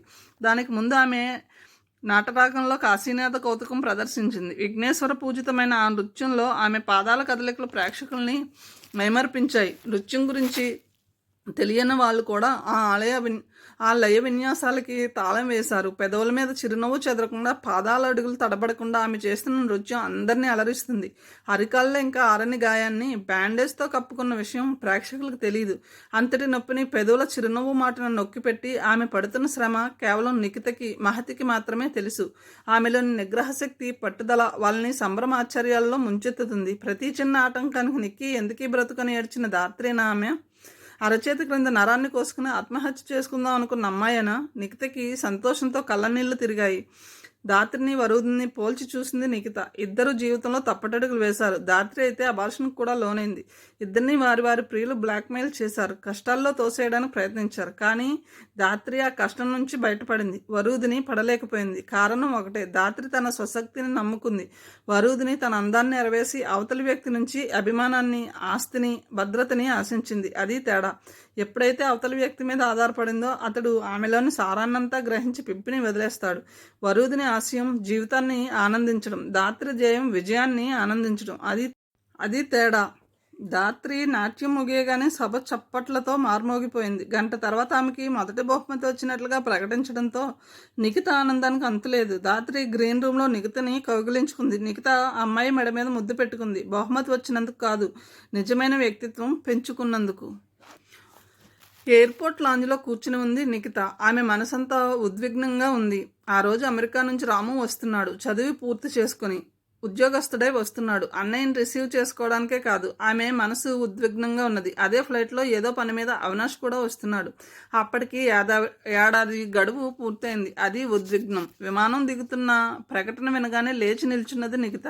అరగంట తర్వాత రాము వచ్చాడు. అవినాష్ జాడలేదు. రాము ఆమెని ఆప్యాయంగా దగ్గరకు తీసుకున్నాడు. వాళ్ళు నిశ్శబ్దంగా మాట్లాడుకున్నారు. కారులో వస్తుంటే అడిగాడు, ధాత్రి, వరుదిని ఎలా ఉన్నారు? సుకుమార్ ఏం చేస్తున్నాడు? నిఖిత నవ్వింది. నువ్వెవరిని మర్చిపోలేదన్నమాట అంటూ అందరి విషయాలు చెప్పింది. వరుదిని మొహం మీద ఎవరో యాసిడ్ పోశారు. ఆమె మాజీ భర్త ప్రభాత్ కుమార్ అని కొందరు, మాజీ ప్రియుడు సందీప్ అని కొందరు అంటారు. ఎవరు చేశారో తెలీదు. రాము చాలాసేపు మాట్లాడలేదు. ఇంటికొచ్చాక ఆ సాయంత్రం అతన్ని చూడ్డానికి అందరూ వచ్చారు. ధాత్రి, శ్రీలక్ష్మి, మహతి, ఆమె భర్త. చాలా కాలం తర్వాత అందరూ కలుసుకున్న అనుభూతి. అవినాష్ ఏమయ్యాడో మాత్రం తెలీదు. ఆ రాత్రి వరండాల్లో కూర్చున్నప్పుడు రాముని అడిగింది, అన్నయ్య, చాలా కాలం నుంచి నాకు ఒక కోరిక ఉండిపోయింది. ఏమిటమ్మా అది? రతన్లాల్ నుంచి ఆ ఇల్లు తిరిగి మనం కొనుక్కుందాం. అమ్మా నాన్నగారు చాలా కష్టపడి ఆప్యాయంగా కట్టుకున్న ఇల్లు అన్నయ్య అది. అందులో మనం ఉంటే వాళ్ళ ఆత్మ సంతోషిస్తుంది. రతన్లాల్ కూడా కొంచెం ఎక్కువ ధర ఇస్తానంటే కాదన్నాడు. రాము చాలాసేపు మాట్లాడలేదు. తరువాత నెమ్మదిగా అన్నాడు, నీకు ఈ విషయం అమెరికా నుంచే వ్రాయాలనుకున్నాను నిఖిత. ఆమె మనసు కీడు శంకించింది. నేను ఒక అమ్మాయిని ప్రేమించాను. తను రేపు వస్తుంది. వాళ్ళ నాన్నగారు అహ్మదాబాద్లో పెద్ద పారిశ్రామికవేత్త. చాలా కాలం క్రితం మరణించారు. అక్కడే సెటిల్ అవుదామనుకుంటున్నాను. నిఖిత మనసు విచలితమైంది. అన్నయ్య తనతో కలిసి ఉండాలని, తనకి సంపాదించి పెట్టాలని ఆమె ఎప్పుడూ అనుకోలేదు. కానీ ఇంత చిన్న మమతల సెంటిమెంట్ని కూడా కాదనేటంతగా అన్నయ్య అమెరికా వెళ్ళి మారిపోయాడంటే మనసులో భావాల్ని నొక్కి పెడుతూ నవ్వి, కంగ్రాచ్యులేషన్స్ అన్నయ్య అంది. అయితే వదిన రేపు వస్తుందన్నమాట. రేపు రిజిస్టర్ ఆఫీసులో అప్లికేషన్ వేయాలి. నెల రోజుల తర్వాత పెళ్లి రిజిస్ట్రేషన్ అవుతుంది. అన్నట్టు నీకు తెలుసా, అవినాష్ కూడా పెళ్లి నిశ్చయం అయిపోయింది. నిఖిత తలెత్తింది. రాము చెప్పుకుపోతున్నాడు. అందుకే అతడు బొంబాయిలో దిగిపోయాడు. వాళ్ళ అమ్మా నాన్నలు చాలా పెద్ద సంబంధం చూసారట. నువ్వు అతను కలిసి సంవత్సరం అయ్యుండదు? అవును, సంవత్సరం అయ్యింది. కొద్దిగా మారాడులే, బాగా లావు అయ్యాడు. లావు గురించి కాదనుకో, నువ్వు అతను మంచి స్నేహితులటగా.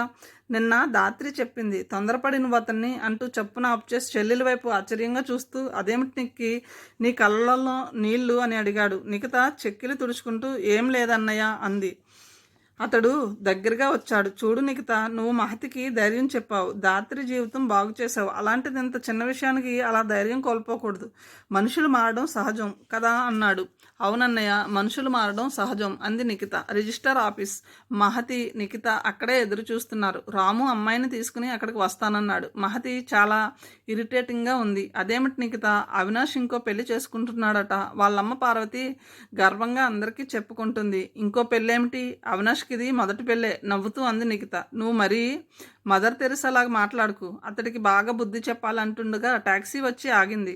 ముందు రాము దిగాడు. ఆ తర్వాత శ్రీలక్ష్మి కూతురుతో దిగింది. టాక్సీ దిగుతున్న ధాత్రిని చూసి నిఖిత చకితురాలైంది. రాము నవ్వుతూ దగ్గరకు వచ్చాడు. తండ్రి లేని అమ్మాయి అని చెప్పాను కదా, ఈ పిల్లే అన్నాడు. ధాత్రి నునుసిగ్గుతో ఈ విషయం చివరి వరకు రహస్యంగా ఉంచమని చెప్పాడు మీ అన్నయ్య అంది. మహతి అయితే నోటమాట రానట్టు అవాక్కై నిలబడిపోయింది. ధాత్రి నిఖితతో అంటుంది, తను నన్ను డైరెక్ట్గా ప్రపోజ్ చేశాడు. అంతా చెప్పాను, ఏదీ దాచలేదు. ఈ పెళ్లి విషయం చివరి వరకు రహస్యంగా ఉంచమని అమ్మకి నాకు చెప్పాడు. నీకు ప్లెజెంట్ సర్ప్రైజ్ ఇద్దామని. నిఖిత వినడం లేదు. ఆమె మనసంతా సంతోషంతో నిండిపోయింది. చాలా కాలం తర్వాత నిజమైన సంతోషం. అంతలో అక్కడికి మరో కారు వచ్చి ఆగింది. అందులోంచి అవినాష్ దిగాడు. సారీ, ఆలస్యమైంది. విషయమంతా చెప్పేసరికి అమ్మ మళ్ళీ పడిపోయింది. నాన్నగారు చిందులు తొక్కుతున్నారు. అదంతా మామూలే. కోళ్ళని చూసి వాళ్ళే సర్దుకుంటారులే. ఇద్దరిని మార్చిన నిఖిత వాళ్ళని మార్చుకోలేదా? ఇద్దరిని మార్చిన నిఖిత వాళ్ళని మార్చుకోలేదా? పదండి లోపలికి, దేనికి అని తొందర చేశాడు. అక్కడే ఆగిపోయిన మహతిని చూసి నిఖిత, అదేమిటి అలా నిల్చుండిపోయావు? లోపలికి రా, సాక్షి సంతకం పెట్టవు అని అడిగింది. ఒకేసారి ఇన్ని ఆశ్చర్యార్థకాలు నేను తట్టుకోలేకపోతున్నాను అంది మహతి నవ్వుతూ. రాము చెల్లెల్ని దగ్గరకు వచ్చి, సారీ నిఖిత, చాలా సస్పెన్స్లో పెట్టాను కదూ. అవినాష్ విషయంలో కూడా అబద్ధం చెప్పాను. నువ్వు ఈ మధ్య మరి బౌద్ధ భిక్షువుల పరోపకారం మీద మిదం శరీరం అన్నట్టు అందరి కోసం కష్టపడుతున్నావు అనిపించింది. ఉప్పు కారం ఉంటేనే జీవితం. చిన్న థ్రిల్ ఇస్తే ఆ విషాదంలోంచి అకస్మాత్తుగా వచ్చే ఆనందం బాగుంటుందని నేను అవినాష్ కలిసి నాటకం ఆడాం, సారీ అన్నాడు. సర్లే సర్లే, నువ్వు ఈ పని చేసినందుకు ఘనంగా ఆడపడుచు లాంఛనాలు వసూలు చేస్తాలే అంది నిఖిత. మన ఇల్లే లాంఛనం దృఢంగా అన్నాడు Ramu. How to achieve success. చెట్ల సందుల్లోంచి సాయంత్రపు వెలుగు ఆమె మెడలోని మంగళసూత్రం మీద పడి ఆ పుస్తకపు ఆకుపచ్చపు అట్ట మీద మరింత పచ్చగా పరావర్తనం చెందుతుంది. ఇద్దరూ కాలనీ చెట్టు కింద చప్టా మీద కూర్చుని ఉన్నారు. నీకు గుర్తుందా నిక్కి, ఈ పుస్తకం కొనడంతోనే మన పరిచయం మొదటి మెట్టు ఎక్కింది అన్నాడు అవినాష్. నిఖిత నవ్వింది. అతడు పుస్తకం పేజీలు తిప్పుతూ అన్నాడు, నాకు ఒక్క విషయమే అర్థం కావడం లేదు. నన్ను రాము ఫ్లైట్లో కలిసి ఈ నాటకం ఆడదామని చెప్పినప్పుడు థ్రిల్ కోసం సరే అన్నాను అనుకో, కానీ నాకే ఇదంతా సిల్లీగా అనిపించింది. అందుకే బాంబే నుంచి ఫోన్ చేసి నీకు మన పెళ్లి విషయమంతా చెప్పాను. కానీ ఆ రాత్రి రాము నీకు నాకెవరితోనో వివాహం జరగబోతుందని చెప్పినప్పుడు కంటనీరు పెట్టుకున్నావట. ఎందుకు? నా మీద నమ్మకం లేకనా? నీ మీద నాకెప్పుడు ఉంది అవినాష్. మరి ఆమె కొద్దిగా మౌనంగా ఉంది. మంద్రస్వరంతో అంది, నేను చిన్నపిల్లలా ఏడ్చా. తర్వాత మిమ్మల్ని చూసి ఆనందంతో మనసు కేరింతలు కొట్టినట్టు కనిపిస్తే అన్నయ్య కూడా సంతోషిస్తాడు. వాడి నాటకం వల్ల కలిగే సంతోషాన్ని నేనెందుకు కాదనాలి? అవినాష్ విభ్రాంతుడయ్యాడు. కాలనీలో చెట్లు కూడా కొమ్మలు కదల్చడం ఆపి ఆశ్చర్యంగా చూశాయి. తమ కాలనీలో పెరిగిన కొందరు పిల్లలు సంపూర్ణ వ్యక్తిత్వంలో పెరగడం చూసి అవి సంతోషించాయో, మరి కొందరు మరోలా మారడం చూసి విషాదంతో తలలు వంచుకున్నాయో తెలియదు. కానీ నిఖిత చెప్పిన ఆ మాటలకి మాత్రం పరవశించాయి. చెట్లు కూడా ఉద్విగ్నం చెందేటంత గొప్ప వివరణ అది. హౌ టు అచీవ్ సక్సెస్ అన్న పుస్తకంలో చివరి వాక్యం అదే. ముందు మనిషి తనను తాను గెలవటానికి ప్రయత్నించాలని, ఆ విజయం ద్వారా తను ఆనందించాలి. తర్వాత తనకి నష్టం లేని కార్యాల ద్వారా అవతలి వారిని సంతోషపెట్టాలి. అది అసలైన విజయం. ఆ తర్వాత చివరిగా మరో వాక్యం ఉంది. ఆ స్థాయికి చేరుకున్నాక మనిషి మరింత ఎదుగుతాడు. కేవలం ఇతరుల కోసం పడే కష్టంలోనే ఆనందం పొందడం ప్రారంభిస్తాడు. అటువంటి మనుషులు మహాత్ములు అవుతారు. నిఖిత ప్రేమగా అన్నాడు అవినాష్. దీని మీద నీ ఆటోగ్రాఫ్ ఇవ్వు, పుస్తకం ముందుకు తోస్తూ అన్నాడు అవినాష్. ఆమె భర్త వైపు ఆశ్చర్యంగా చూస్తూ, నేను మీకు ఆటోగ్రాఫ్ ఇవ్వడం ఏమిటి అని అడిగింది. ఆ మాటకొస్తే నా జీవితానికి నువ్వే ఒక ఆటోగ్రాఫ్. కానీ ఈ పుస్తకాన్ని నేను జీవితాంతం దాచుకోవాలనుకుంటున్నాను. How to achieve success please అభ్యర్థించాడు. ఆమె ఆ పుస్తకాన్ని తీసుకుని మొదటి పేజీలో రాసింది, వేసే ప్రతి అడుగుకి అంగుళం దూరంలో ధ్యేయాన్ని పెడతాడు దేవుడు. అందుకే స్వర్గాన్ని అంత ఎత్తులో కట్టాడు. కొందరే అక్కడికి చేరుకోగలరు, అంగలేసి అలసిపోని వాళ్ళు. కథ సమాప్తం. తిరిగి మరొక మంచి కథతో కలుద్దాం. Thank you.